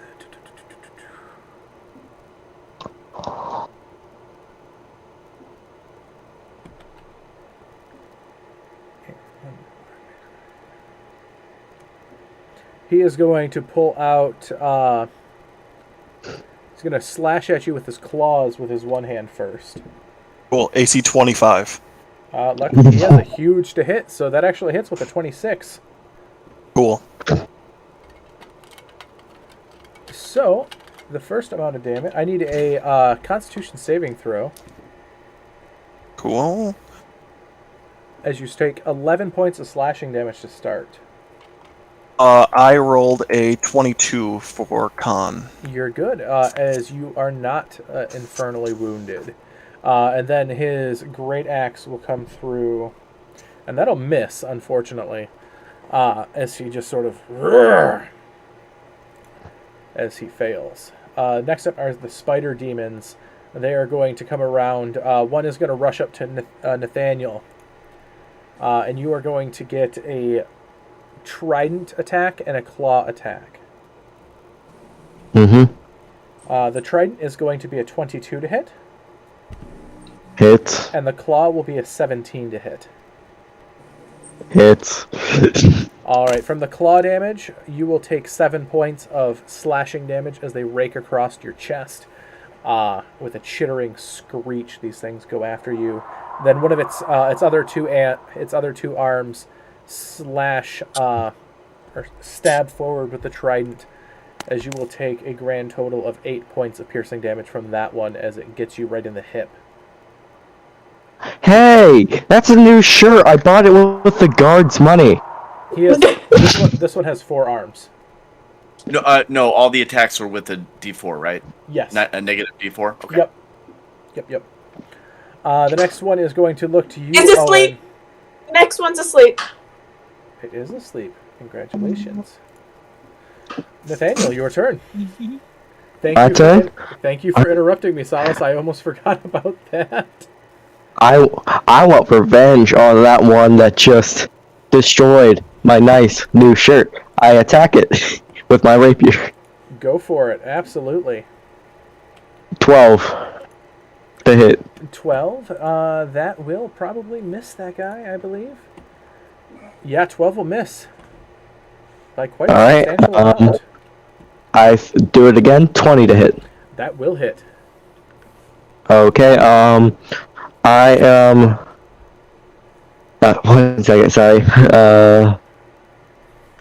I'm going to do trip attack to try to knock it prone. If it is a large or smaller, it must make a strength saving throw.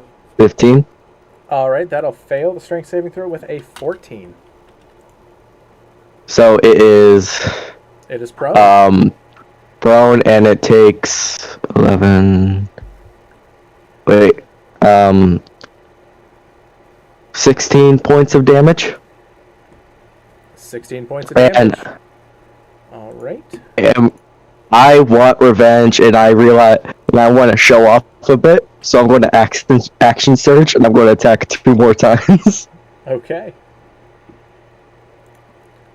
And it's advantage because it's prone, right? Yep.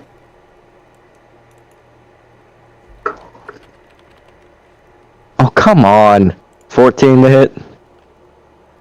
14 will miss. One more time. 24 to hit. 24, that will hit. And I'm going to do 1 second, sorry. Um. No, I'm not going to do anything. I'm just going to have it hit, Okay. and that's 11 damage. All right. Anything else? I'm Silas, you're on deck. I'm going to back away towards behind it. I'm just back away towards behind us. Not like behind them, just like right in front of them. Okay, so you're not leaving melee, but you're just backing. You're moving around. Or Yeah. are you leaving melee? I was going to leave melee. They could get opportunity attacks on the ground, or They can. They're if just they can, I'll stay here then. Just stay with them. Okay. Anything else? No. Salas, it is your turn.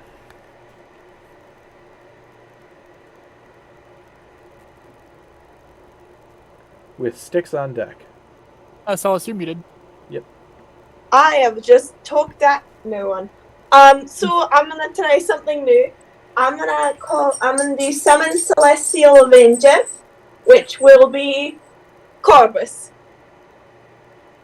So Corvus is gonna show up and he is going to attack.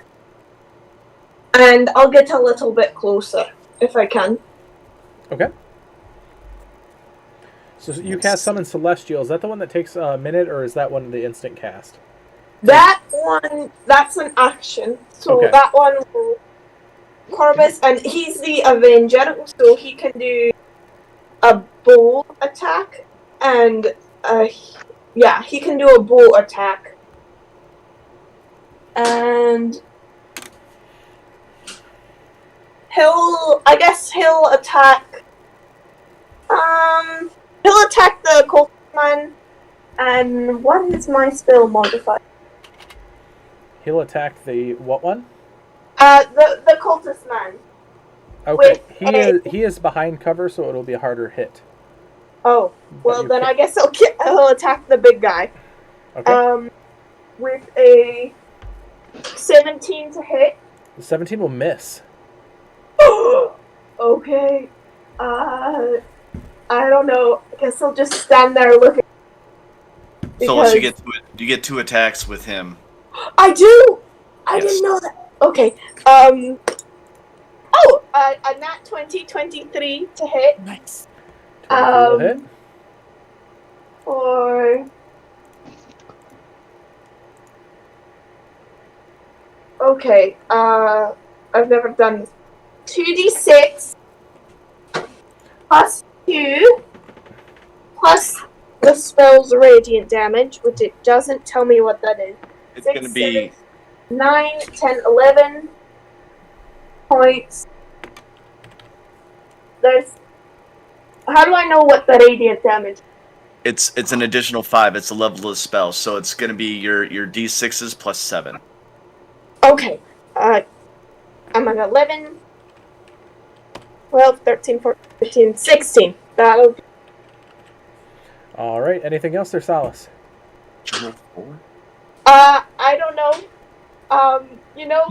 I'll just stand here, and he'll stand there looking cool and angel-y-like and stuff. All right. Did you roll the crit damage? Did you roll 4d6? No, I did not roll 4d6. Plus 6, plus 8 damage. Sorry. All right. Next up is Styx. Your turn. Okay. As somebody obsessed with fire and anything dealing with fire, what kind of action is it going to be to just recall information on these creatures? I don't even need information. To recall if these things are fire resistant or fire immune, because I know fiends are usually fire resistant or immune. I just need to know which one.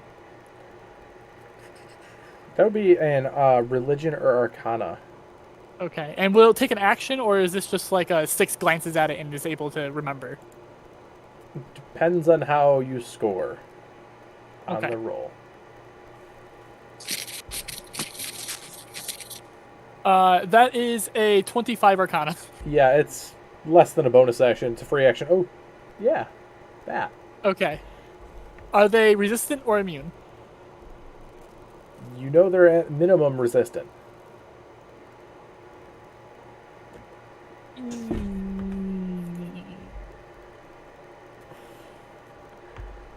Okay, and who's hurt in our group? Is anybody badly hurt? I'm hurt, but not even close to badly hurt. Okay. I'm Well, doing then- fine.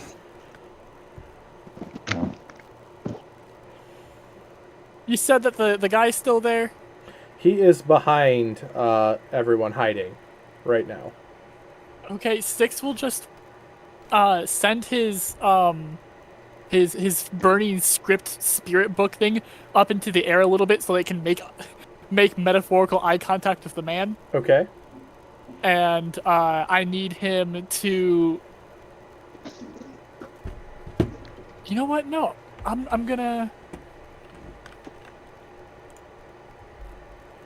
Yeah, okay. I need him to make me a dexterity saving throw. All right. Not great with the negative D4. Awesome. He's taking 8d6 and is now on fire as I cast Emulation through my book. If he is resistant to fire, I Yep. bypass it. Not resistant. Okay. And that is 32 points of fire damage. All right.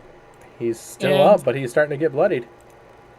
At the end of his next turn, he's taking an additional 4d6 fire damage. All right. He is not happy very much. Is that an action to put that out, or is that a just it happens until for X amount of turns? Let me bring up the full version of it. It does say that he can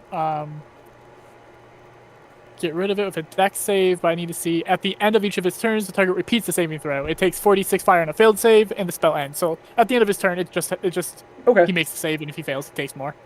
Okay.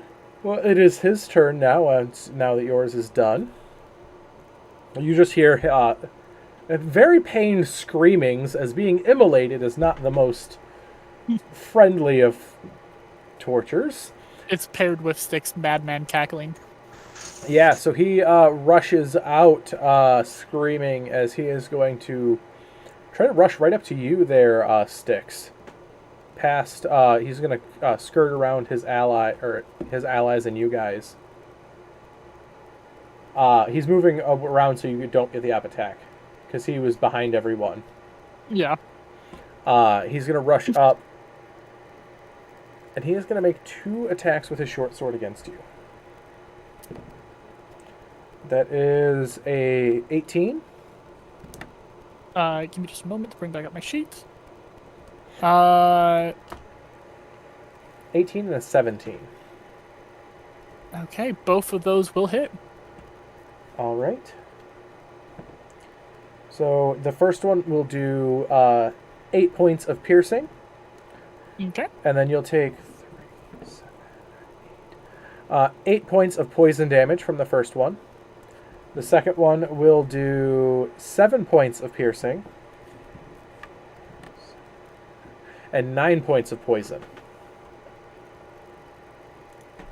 And that is his turn. He makes his dex save with the D4 because of Bane to see if he breaks out of being... Nope, he gets... With modifiers, and then on top of that, with the negative modifiers of the Bane, he gets a -1. It's not a natural 1, but it's even worse. He takes 10 points of fire damage. All right, anything else? Oh, wait. No, he takes 11. I forgot. I turn any 1s into 2s when it comes to fire damage. All right. Baxton, your turn. Don't forget Hi. your hatred. Yeah, you Yep, are I'm hasted. fully aware.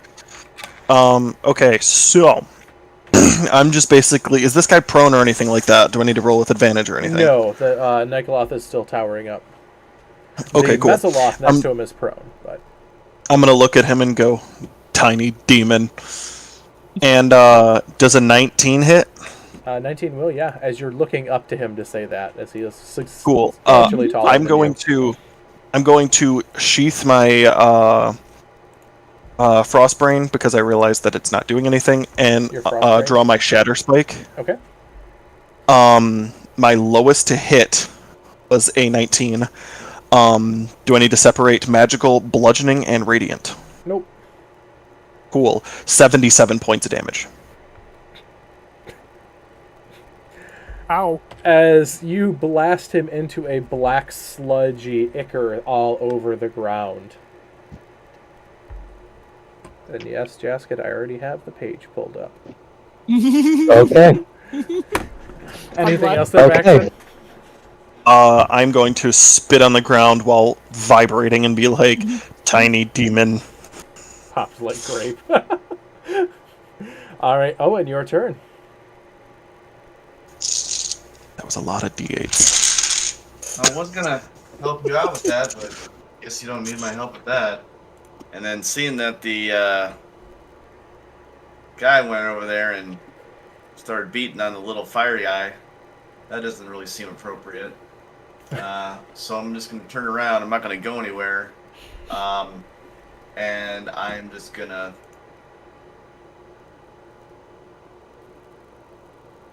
finger gun him with a bane, All right. and that'll be a 19 charisma save. Or I'm sorry, not bane. I mean, Blight. huh? Blight. Light. Yeah. So it'll be a 19 con save. On the little man, he gets a 19 on die. Let's see what the -4 does. His con mod is not strong enough to carry him over that. So yeah, he fails. That'll be 8d8, right? That's the sixes. I don't have the right dice, so I mean that's fine. I know what I'm doing. I played D&D before. Same. Here. 5, 10, 15, 17.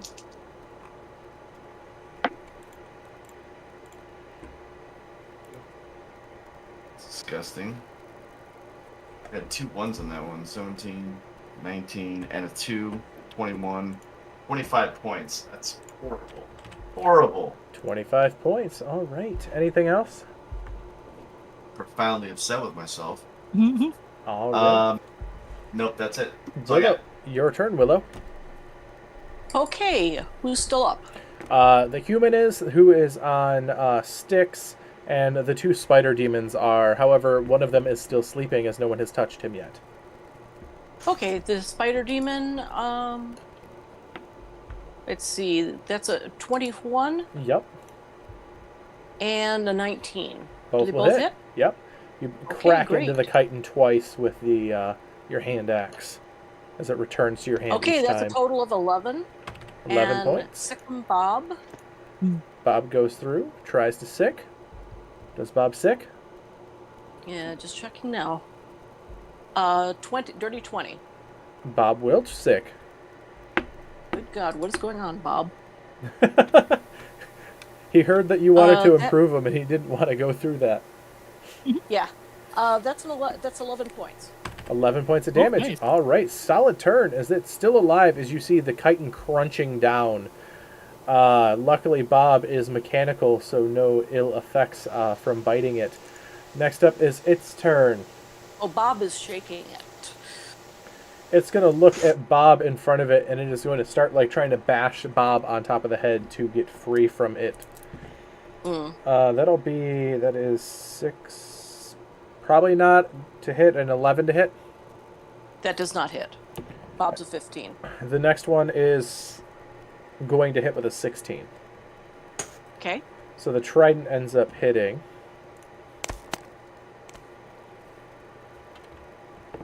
For 11 points of piercing damage on Bob. Okay, got it.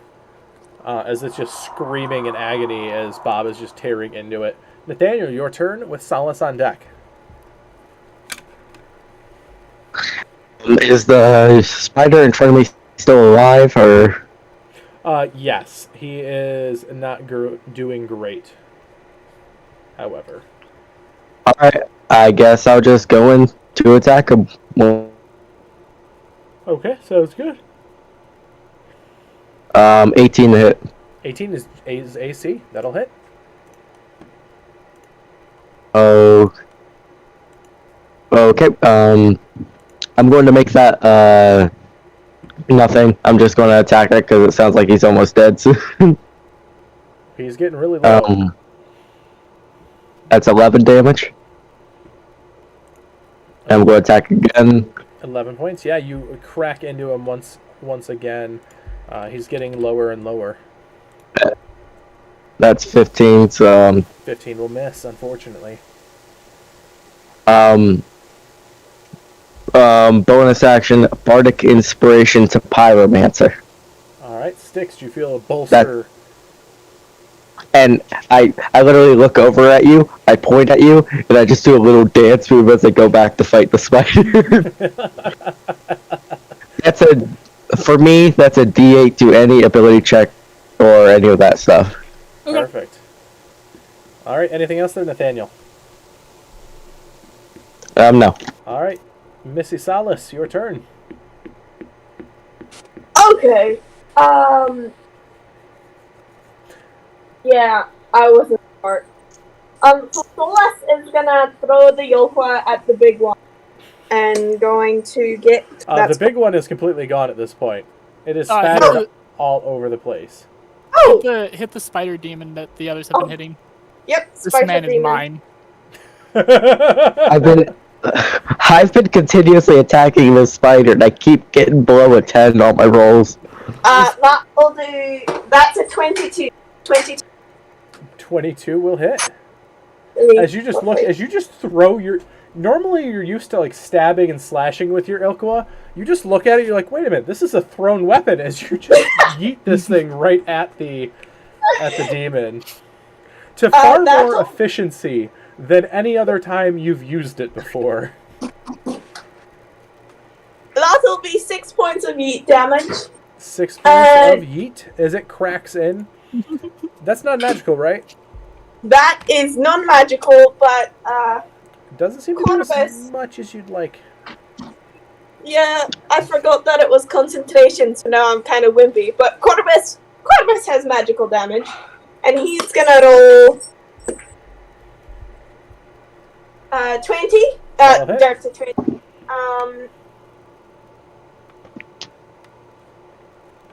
Okay.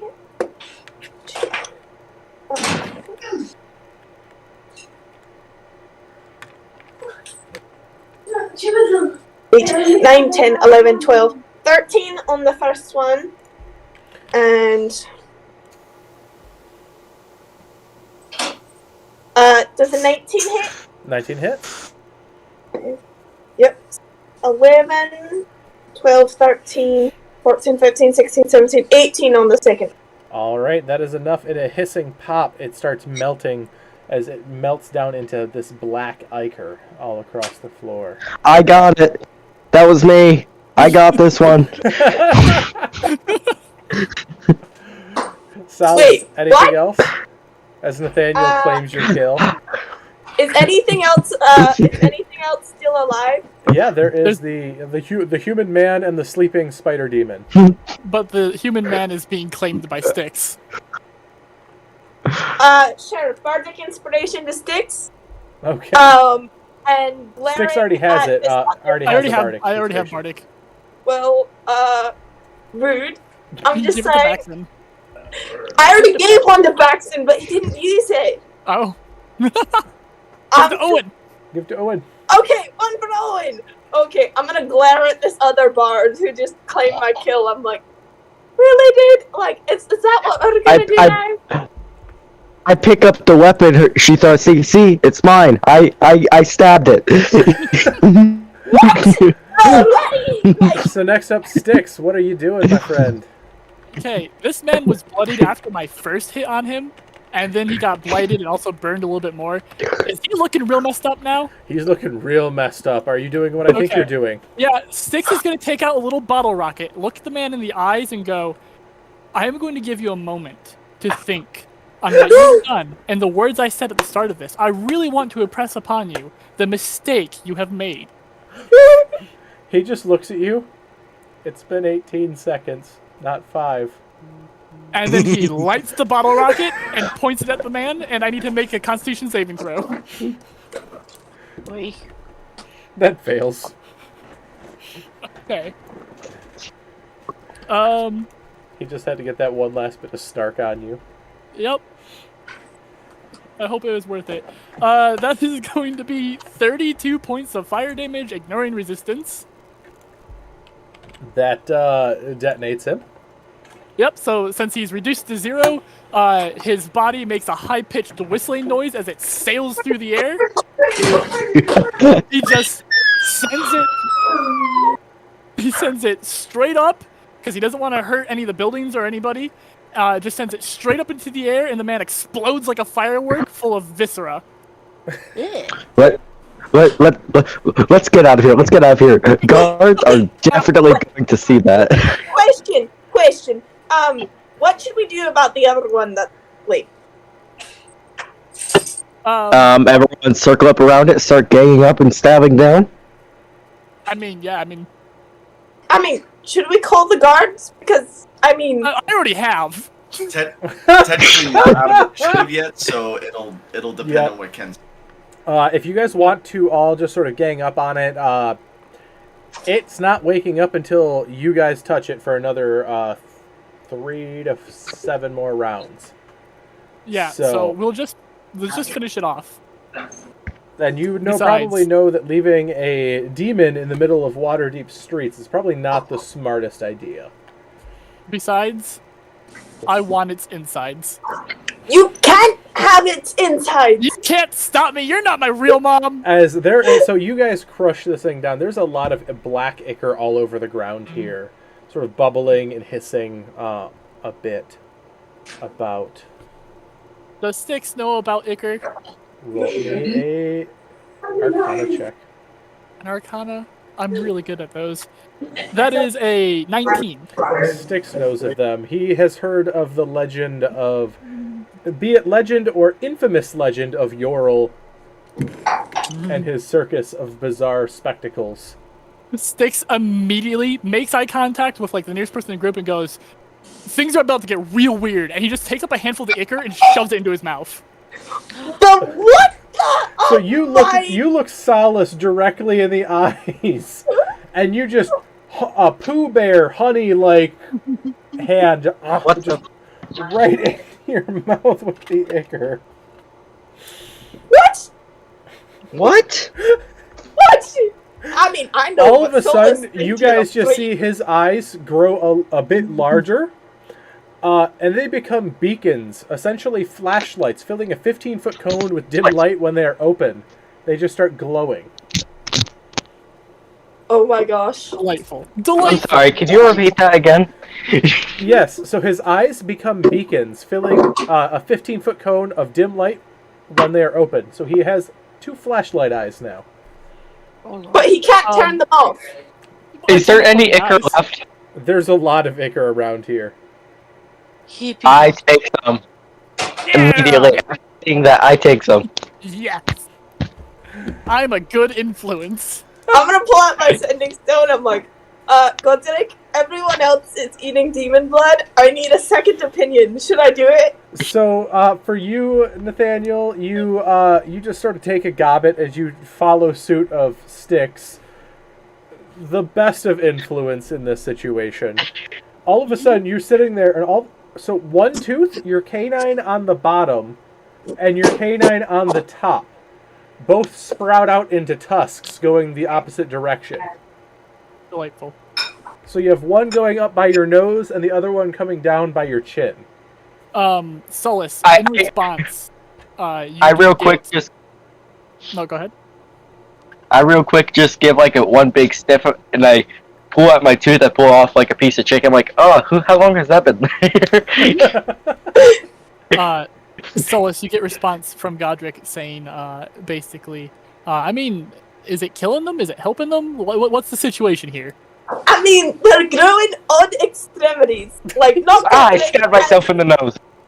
Not Godric has flashlight eyes, like lantern eyes, and this other guy we just met grew tusks.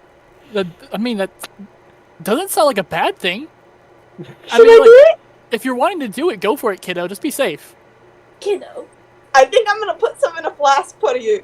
So, can I have a little bit and also put some in a flask? It Go all drink? depends on what type of flasks that you are using. Oh crap. Da.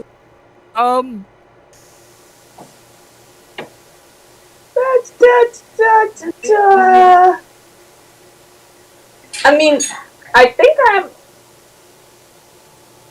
Can I try a water skin?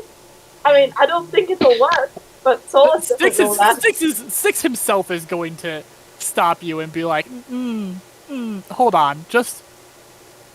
And he will take out one of his flasks. It's full of a liquid, and he looks really hurt doing this, but he just kind of downs it himself as I will remove my potion of fire resist Why did you do that? and then give it, because he's never gonna use it. I literally, him and I both keep forgetting that it exists. Okay, can I put it in this potion bottle? In the potion bottle, yes, it'll keep. Okay, I'm gonna put it in a potion bottle. So I have a potion of demon blood, which is just demon blood. And can I try some? Like, No, you're trying some? she wishes to try some. All right. By the way, the guards are coming, so we better go. I mean, the rest of us aren't outlaws, guys. We have done our drugs. Let's do the responsible thing. Once. All right, Salas, so you try some of this. And this is the most uncomfortable transformation you have ever encountered in your life, and I am sorry for the one that you got. Your feet, your arms and legs switch places, preventing you from moving unless you crawl. What? Can I use my feet to take out my sending stone? And I'm like, Goldjerk, it was a bad idea. So what's really funny, in the campaign Yorl came from, when this happened to our dwarf, Yorl convinced him to double down and keep consuming demon ichor until it either reversed itself or it fixed itself, and eventually he got wings to fly around on, so he didn't need to worry about the movement speed reduction. Wait, is this permanent? Until fixed. Until Styx will, fixed, yes. Styx will look at Solus and be like, ooh, Now you gotta redraw Salas now. can. But I'll, Okay, we'll figure it out. Can I try to walk on my hands? Give me a performance check. Oh, like that. Can I help her? Just like try to help her stand up and. Yeah. is that with advantage? Yeah. That's cooked. 17 plus 11, 28. 28. So Yes. yeah, you managed to stand up. You're not used to seeing the world from this perspective. It's a bit off-putting. No, are my hands on my feet? Because if so, I could just walk on my hands. Oh, you can stand up, but you're not. Your wrists are not meant for holding that position for long. Oh, well then I guess I'll... Hold still, Solus, hold still. I'm I'll gonna try to walk fix upside this. down. I'll walk upside down. I'll do that. Okay. I'm Solus, just... Salas, hold on. Styx is I'm trying trying to fix it. Let's see if I can do this. What And are you going to do? don't worry about it. He starts rubbing his hands together and they burst into flame again. Oh, can I just start waddling away? And Styx is going to cast Cleanse and Flame, which is as per Lesser Restoration, but they also take fire damage. All right. What is the wording for lesser restoration? Give me just a moment to bring that up. Okay, touch a creature that can end either one disease or one condition affecting it, or afflicting it. With the condition being blinded, deafened, paralyzed, or poisoned. Okay. It doesn't work. Okay. But it does hurt Solace from the burn. Yep. You still take the fire damage. How much fire damage is that? It's only 2 points. You know, I liked you more, and now I like you less. Okay, wait. I still might be able to fix this. Hold on. Yeah, you can give me an Arcana check for this. After he's gonna. That is a 18 Arcana. You realize this is probably some sort of curse, and something to remove curses would probably work to remove this. One of the previous spells he's working on was just the better version of his Cleanse and Flame. So he's going to just blindly cast Pyromancy, vaguely in the shape of Cleanse and Flame, and hope it's good enough. What? Don't worry, Solus, we're doing a field test. Give me a sec. I think I have a way I can fix this. I just need to figure out if this will work. So do you Fine. I need to field test the spell. So what spell is this that you're trying to do? I'm gonna keep moving away. So the theory being, oh, you know what? Actually, he can't even do it, right? Because I think I already used. Yeah, I used both of my 5th level spell slots. Greater Restoration's a 5th level. Yep. Yeah. So the theory was he was just working off of the idea that a greater restoration exists, and he has the lesser restoration one. What did I miss? Solace's arms and legs got replaced. They swapped places. So now her hands are where her feet were, and her feet are where her hands were. She can no longer walk unless she's crawling. And from the demon ichor that she tried, Styx just burned her to try healing her. Did not work. Found out that it's probably a curse-like affliction, and that removing curse might help the affliction. If I were to use a bestow curse and do the opposite curse where the things flip back, would that be a temporary fix? The way bestow curse works, no. But good thought. That's the best response I've seen really good, ever. What about polymorph, but I just turn her into herself, but with her hands and arms, her legs and hands fixed? That's also a temporary fix. It looks like Owen has something. I can't until tomorrow. I have remove curse, and I have what the thing is, like, I was going through and setting my spells for the day, and I'm like, I don't need remove curse. Didn't prepare it. Didn't take greater restoration because we're in a city. What's gonna go wrong? It's okay. Tomorrow I can try to field test my new spell as well. Solace is just slowly crawling away from the group. Can I do it? Can I check the demon blood to see what all it can, or just what? I just took it. I have no idea what this actually does other than give curse. You would know that the Abyss is a realm of chaos, and so literally anything could happen. Yep. Well, somebody should pick up Solus so we can get moving. We do still have that person waiting on us. I did let her know we got attacked. And as you guys are sitting there talking about it, you hear a crunch of the buildings up above as you see a large silver dragon looking down upon you. Oh, crap. You were late for our meeting. I sent you a message. I know. I received it and I tried finding you. I have found you. We should be leaving before the guards get here. You have a substantial platoon, as you did murder a human in Waterdeep, even in self-defense. That is still a death penalty here. Oh, unfortunate. We should be leaving now. Technically we didn't, technically I did, so it's fine. They're already mad at me. As soon as... Oh, go ahead, sorry. She hops down from the building, landing down. She's like, "It pains me to say this, but you may ride upon my back to get to where we're going." This is a great honor, and thank you. Wait, you're a dragon? Yes. Yeah, you didn't know that? You are the most beautiful thing I have ever seen! You see her scales shift a little bit as she sort of, like, steps up like she's preening herself a bit from the compliment.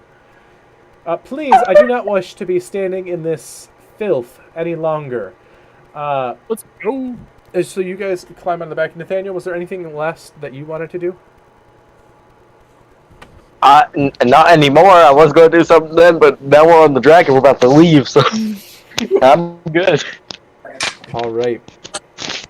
So you guys, in the most upsetting of launches, you guys have never been on a dragon. You guys have never had vertical takeoff without any handholds on a dragon before. Will someone hold me so I don't fly off?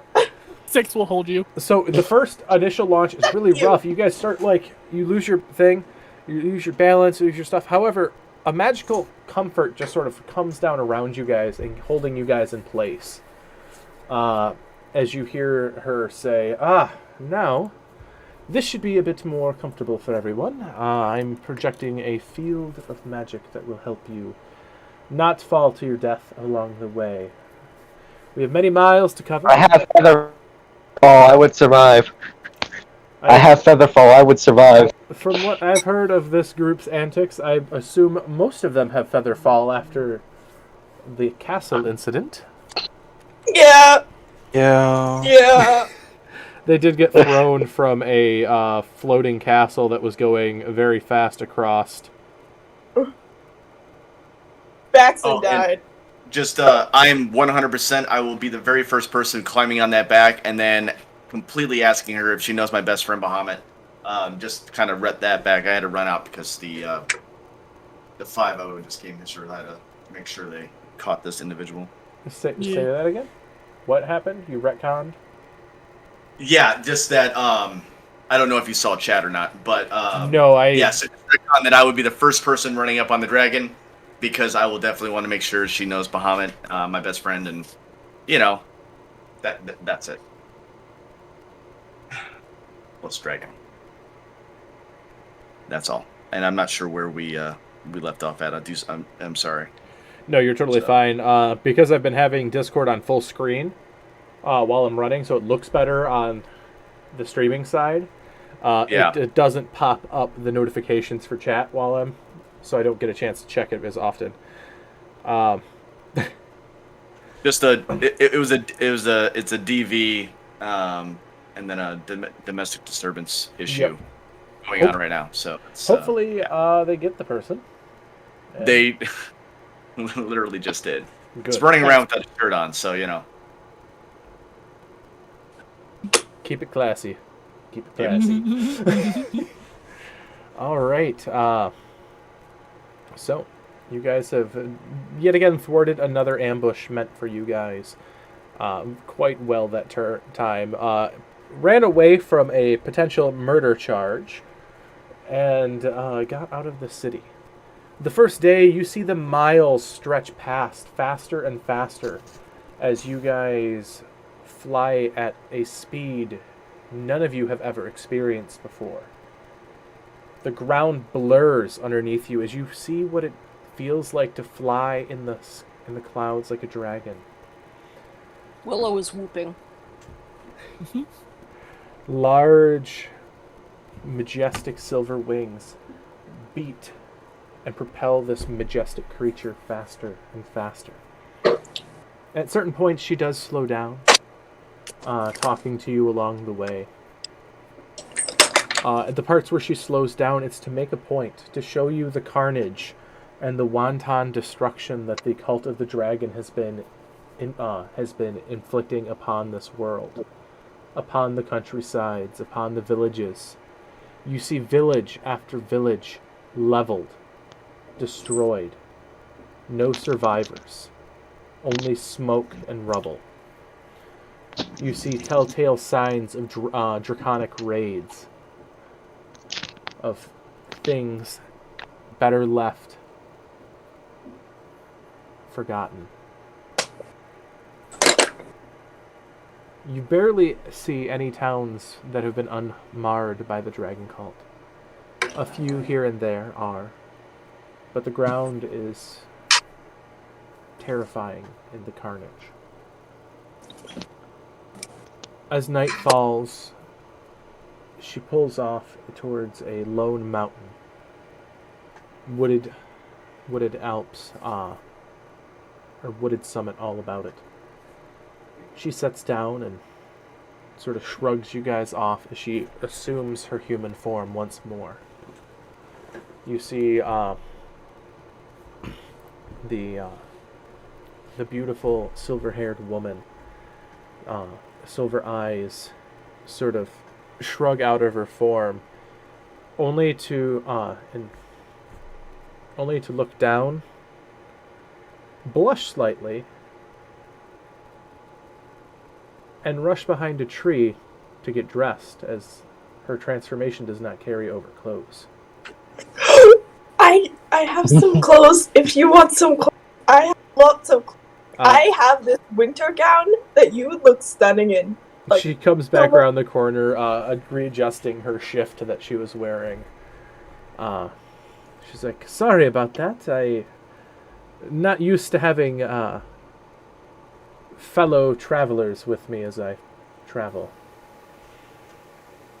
You didn't see anything, did you? As she arcs a silvered eye at all of you. no.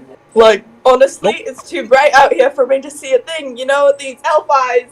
We got some issues here.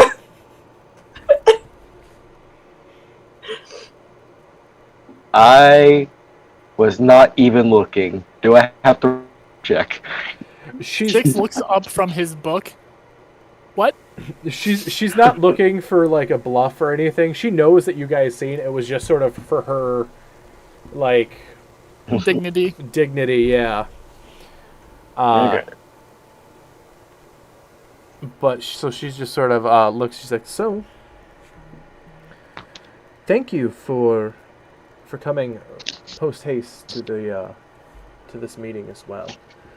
It is not often that humans and human kin grace our halls for these meetings. Our leader, Protanther, he insists on following the old ways and inviting the miniature races into the meetings as well. The council is going to consist of several individuals. Both are all ancient and wise in their own rights. All of them will have their likes and dislikes, and that is for you to find out. I am not allowed to speak of these things. But I can tell you who will be there. You'll have a large male gold dragon named Protanther. He is the leader, a king of justice, which is a royal title among the gold dragons. There is Eleuthera, who is yet again another male, but this one is a brass dragon.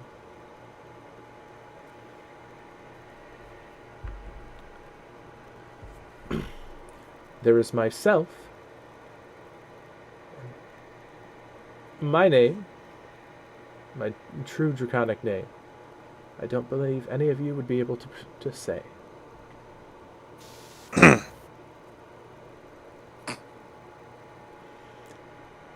Can we hear it? She will say it, as this is the DM politely saying, I can't say this name. You want to send it into the Discord? I want to give it a try. Me too. Well, Baxton says it flawlessly. Literally, Styx's second language is Draconic. It's my first language. I It's don't think any of fine. you could say it. Three of us just flex our Draconic muscles like, sure. I have Draconic in real life tattooed on me. That is dedication. Well, I needed to fill one of my tattoos up, and I was like... So you just have the word Draconic tattooed on you? No, it's actually my name. Your name is Draconic? So, her name is in the... Atari Lily Carnos? Or Lilike Carnos? Something along those lines? There's just a lot of... There's a lot of vowels. Sorry, Leah Carmos. Leah Carmos. Can we call you Ota? No, you can call me Elia, which you've been calling me since up until this point. That is Otilia Carnos. that is my name. Yes. I said it. I will be one of the speakers here, and as you've seen, I am a silver dragon. Otilia Carnos. That's my name. Don't wear it out. Sorry, to tell the party that can't do something, and they're all like, "We must." I know, that's why I'm No, still I playing gotta. this in character, because I think it's even funnier that you guys are like just all playing with her name as she's trying to have this conversation with you. Right? Apologies, the voice in the sky said we couldn't pronounce her name. There will be another bronze dragon there, Namur. He has disagreements with Protanther, and that's all I can say on the matter. There is a female copper dragon, Taz Michaela, and some say that she has gone native, living with the small folk for too long. But those will be the speakers at the council. What you do with this information, that is up to you. I cannot say any more than this due to oaths and bindings that I am placed upon until the council itself. But please, sleep well tonight. I will keep watch for you. No foes shall interrupt your slumber tonight. You have my word on it, and my hospitality. Oh, Shall I thank you. Shall I lose all my scales, and give up my hoard, if any ill will befalls you tonight? You know, that happened to Baxon once. It was the funniest thing. Quiet. So, wow, that's a big thing to say for if anything bad happens to us. I walk up to the pyromancer, I kick him. I walk up to the pyromancer, I kick him in the shins. As you go to do that, her hand or her claw immediately up like a wall blocks you from doing that. I'm sorry. He's new. He doesn't understand this yet. As you realize she's an incredibly powerful mage. Ken, I am going to just like, I'm just like, okay, and I back away with my hands up. Yes, Owen. this is the first day like we left and then flew over, right? Yes. Okay.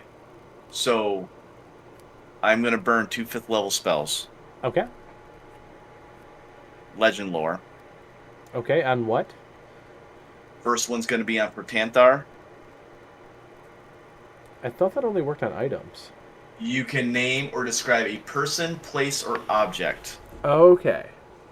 And the next one will be on Nemur. Just because if there's two people that don't like each other, and obviously this guy and Protanthar, he's gold, he's justice, just like Bahamut is. So therefore, I feel like he might be, best friends with Bahamut too. So it makes sense to know things about him and a guy that might not do it. And then to follow that up with, I'm going to take Remove Curse tomorrow and immediately cast it on Solus tomorrow. Okay, sounds good.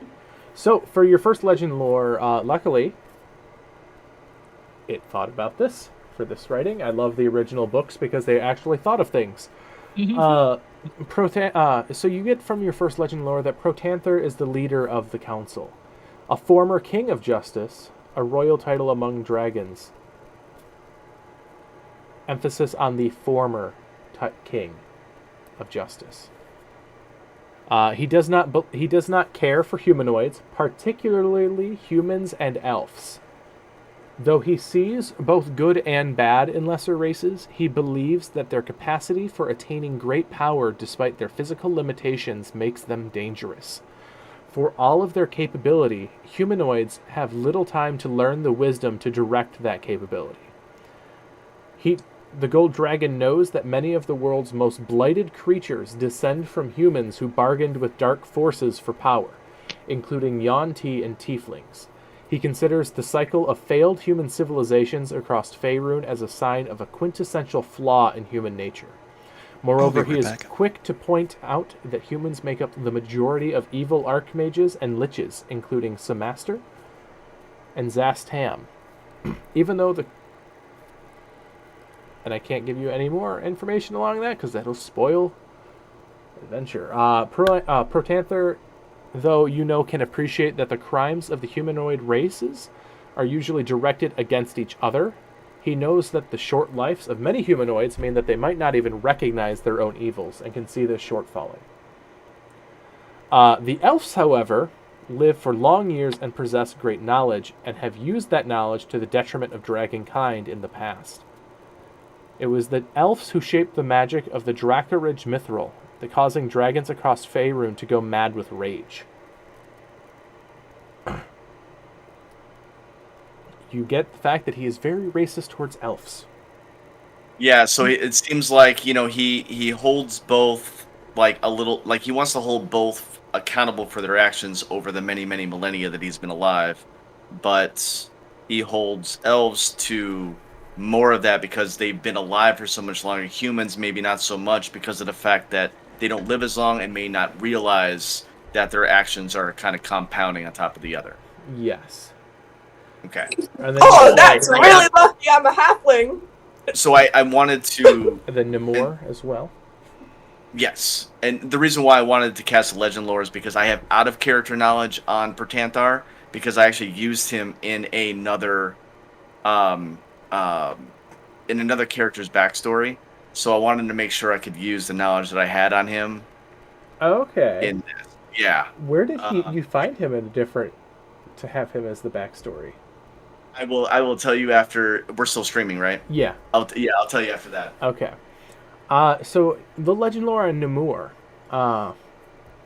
you get that they have clashed strongly with Protanther in the past. He knows that metallic dragons are made in the image of Bahamut and have no choice in the matter of being good or evil. Thus, how much greater and more precious is good when it is freely chosen by humanoids who must consciously turn away from villainy. So he is for humans because humanoids because they have to actively make the choice to be good, not evil, where dragons do not have that choice, he believes. He believes because Bahamut made dragons in a specific manner. Okay. They have to be good or evil. You know that he's very affectionate and very protective of the Silmarhelve human family in Waterdeep. Quite often being their sponsor and helping to protect them. You said Silverhelm? Silverhelve. Helvl. So it's Silmerhelve. Silmarhelve. And that's about all the information on him. Okay. There's not much on him as he's an old bronze dragon, but he hasn't lived much of a exciting life besides just babying some humans. Okay. I will actually pull Baxen aside later on through the camp, and I will actually give him that information, because I feel like with him being Dragonborn, he could do the most with that information outside of myself. Okay. Do you want to tell me? Plus the ability to retain that information now is like a super good bonus for him at the moment. So he's kind of feeling his oats, so to speak. So yeah. All right. And then I've already set my spells for tomorrow. After we're done. So I'm just gonna mark off a third level for the remove curse. All right. Sounds good. So anyone else have anything that they want to do in camp before the night go? Just this is gonna be for every day that we're traveling and such. Styx is essentially burning both 5th level slots, just testing magic, trying to get his greater restoration version to work. Instead of field testing it, he's testing it on himself. He literally is going to be like trying to like down or eat something poisonous, and then hit himself with just a beefed up version of his restoration, hurting the heck out of himself. So every time you try this night, Elia stops you as she has given her oath. Oh, she won't let. Does it count if I'm inviting it? Yes. I let you off the hook for that. She looks at you, she's like, if you make me an oath yourself that relieves me from this oath, I have sworn. I will do that. I will gladly do that because I really need to get this spell to work. Hey, can you remove curse, Elliot? I was waiting to see how long it would take you guys to ask me. Oh. Can I waddle on over? And I'm all like, hi, Waddle, I'm a waddle. little broken right now. Do you know how to fix it? She looks down at you with a gentle smile on her face, her silver eyes gleaming. Honey, this is going to hurt you a lot more than it hurts me. I figured. But, That's how you know a spell is working. however, before I do this, I have to have you release me from the oath I said. Yes, I release you from your oath. You're like a super nice, like, you don't need to swear and all that stuff. I trust you until proven otherwise. So she puts a finger on your forehead. And all you know is pain. It is the most unholy of pains that you experience. Can I tell she's in pain? Oh yeah, she's screaming out just utter agony. Bestow curse, get rid of her her ability to feel pain or feel anything. Okay, so the pain vanishes as all of a sudden your arms just and your legs pull sort of slurp back to where they should be. Nice. Oh, Nice. that's not so bad. Like, How long does that? I got her. How much does that bestow curse last? By the way. I cast it at. She's not going to be feeling good for very long. It only lasts a minute. Yep, 1 Okay, minute. I was just making sure she doesn't fall asleep without the ability to feel pain, because that's how you die. Then oh, So just, cool. Because you cannot. I got rid of your ability to feel pain so that you wouldn't go through that. Oh, well, you're a nice bard. Do you want me to fix your shirt?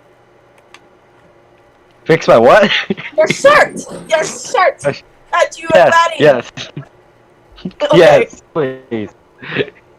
Okay, Solus is gonna sew up his shirt, and she's like, blue sequins or silver sequins?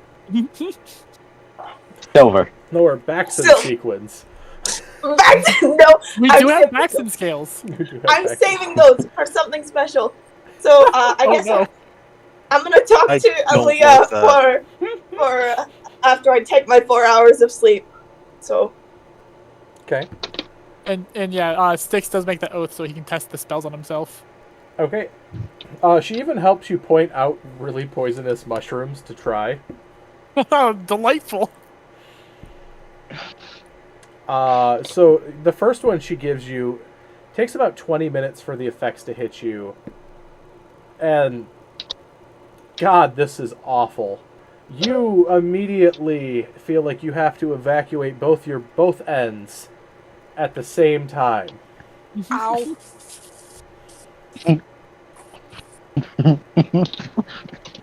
Styx is going to loudly proclaim, "Nobody come anywhere near this direction." He's going to waddle off. Styx, what are you trying to do before you waddle off? I'm trying to make pyromancy spells. What? So Diarrhea is my the cleansing spell. flame spell. I need to make it better, Like a restoration? like a bigger restoration. He's saying as he's still waddling off because he does not have time. And then Yeah, as your muscle You know control you is need- starting to fail. Yeah, you know you need 100 gold worth of diamond dust to do that. I'm getting the mechanics down first. Yeah, at this Because- point, he's like behind a tree and his head is poking out. Because I promise you, the physical requirements are different because it's pyromancy. But give me just a moment, and just starts vomit. You can hear him vomiting, and he picks up like nothing happened. He just violent vomiting sounds, and then just like a deep breath in. Yeah, so like my other restoration spell, it still costs material stuff, but because it also burns you to happen. Hold on, and more vomiting. And other horrible sounds coming from He is the a other side. dedicated man. You just I cast minor illusion. I just make a big 5-foot black wall where he is, so no one can see. That is very valid. Elia, she starts just casting prestidigitation over and over again to keep any smells from getting into the camp. I'm gonna do that too. As you didn't go far enough away from the camp to keep that smell away from the camp. He would have gone he wouldn't have gone upwind from the camp. So like at least the wind's not blowing it over, but it is a rank that would travel. Yeah, especially hardtack and like the rations that you would be eating. Yeah. Yeah. If you needed a restoration, I have that curse spell. I could have made some a lot less bad. I'll keep that in mind for future endeavors. So give me an Arcana check. This will be at disadvantage as you are literally blowing your brains out in both directions while you're trying to figure out the mechanics of this spell. Okay, with disadvantage. I'm going to try to block off the noise by playing my guitar and singing as loudly as I possibly can. Okay, I mean, I'm a little sad about that nat 20 being deleted, but that is a 18 still, so not terrible. Yeah, you think you're getting really close to it. You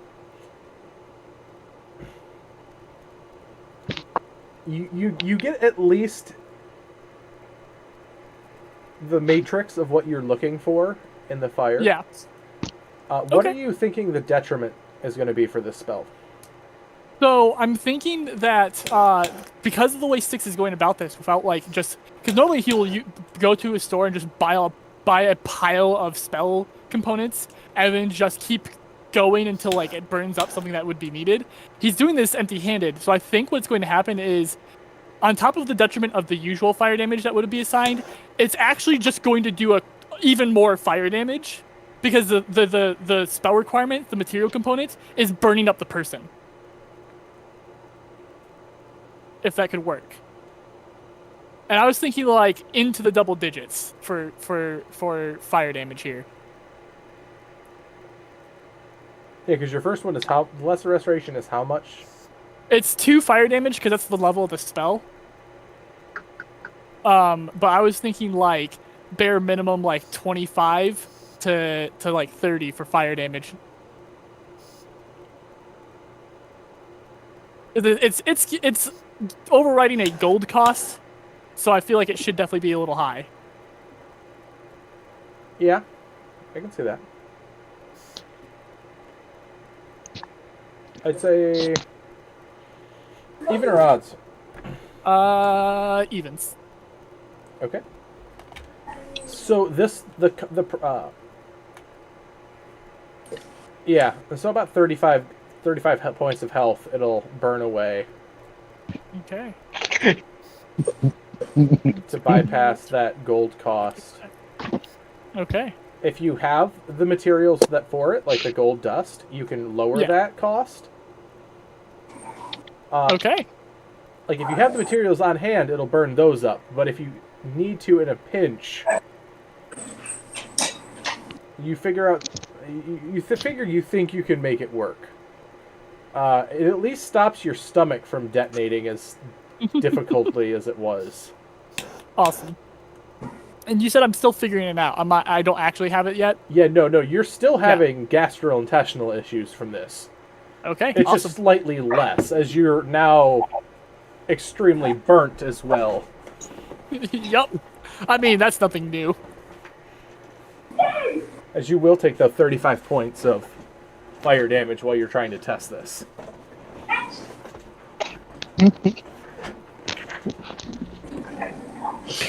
Is he spewing like literal fire right now? Or?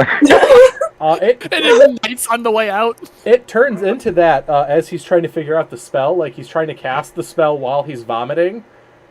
Just, it's awful. It's not a pleasant sight. Wondering if Willow should hang out with a fire extinguisher. Willow and Bob are just sitting there, backs turned, just sort of improvised fire extinguisher from the artificer. Yeah. Push this button and that button, and then twist Bob's tail, and it's a fire extinguisher. Well, luckily, Stick has control flame, and the only component for it is somatic, so he can stamp out any fires needed just by waving his hands around. So, but you guys are able to finish after that unpleasantness with Sticks. I have the Dimension Door spell. I could have taken him away. I chose not to. I'm gonna hold up Nathaniel's shirt, and there's like a sequins. There's a sequins silver dragon. I'm like, look, it's you. I love it. I immediately put it on. No, not you. It's Elia on your shirt. She sort of smiles. She's like, "That's a fair likeness." Thank you. Wait, you drew her on my shirt. Now with sequins. Give the man back his shirt. It looks like he's getting a bit cold out here. It's your shirt. Wait, Taco, I have fur. I just wear this for other people's sake. I put it back on.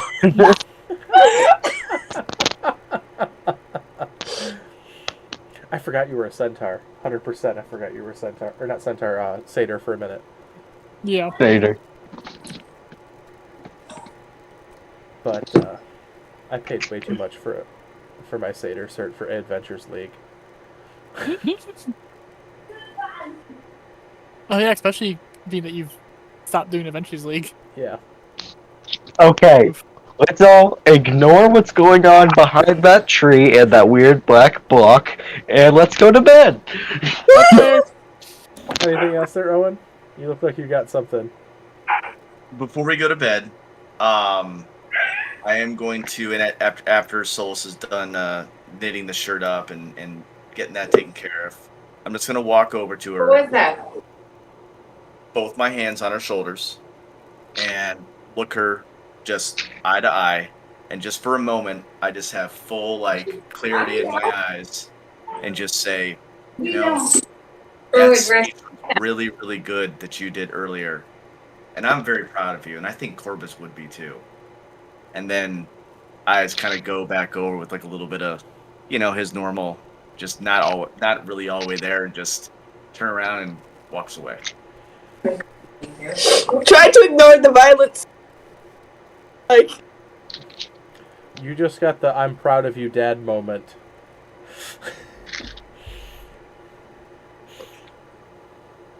Okay. From the insane Back to the Future man. I'm gonna, like, don't mind me. Just pulls out Rapunzel's sad songs, like. I don't even know what form my hair is right now because I'm in my 30s again. Like, Oh, right, real quick. Oh, sorry, I was paying attention. You were talking. No, you're fine. No, that was just a random question myself. So Owen, when you were de-aged, your hair remained platinum. Oh. Like the platinum blonde. Okay. I'm still the platinum dragon. That makes sense. Okay. Owen, do you need a haircut? Like, now it's all sticking out like old man, but you got young man style now? Like, do you want like a pushover, or like curtain bangs, or like, what you thinking? He's not that vain. He doesn't really even understand. It's just like, no, it's good to wake up in the morning, or just after, you know, when I get showered, when I'm out in the rain, you know. Out here. By the way, I quickly hand her back her Yicklaw, because remember, I picked it up, but I never said I gave it back to her, so I've just had it this entire time. She's just gonna take it off and clean it all, like.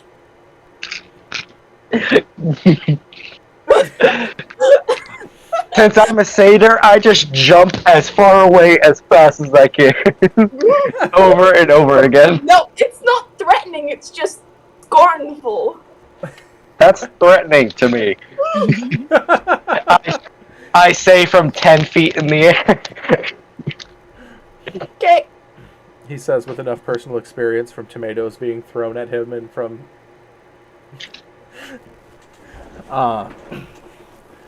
But, alright, so you guys are able to get your rest. At one point, Elia will look to you, Willow, and give a nod of approval towards Bob. And she's like, innovation is often a overlooked commodity. Most people rely too much on magic and let science go to the wayside. It's good to see innovation of wonderful creations. Willow smiles and blushes and says thank you. And also introduces her to Birdie Bird. She's a bit like overtaken with Birdie Bird. She's like, it is adorable. It's so cute.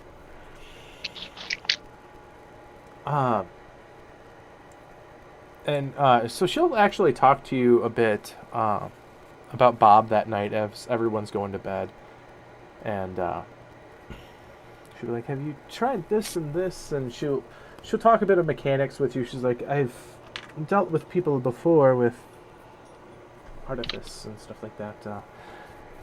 And just helps you brainstorm a little bit of potential upgrades for Bob. Oh, wonderful. Nothing that'll take place yet, but stuff that we can talk about over the week. Great. For projects for you with Bob. She definitely means nothing but good for you guys. Willow gives her Birdie Bird. As you see her smile, the most genuine smile, she's like, for real? I can have this? Yes. You see the warmest smile on her face. I will not forget this kindness.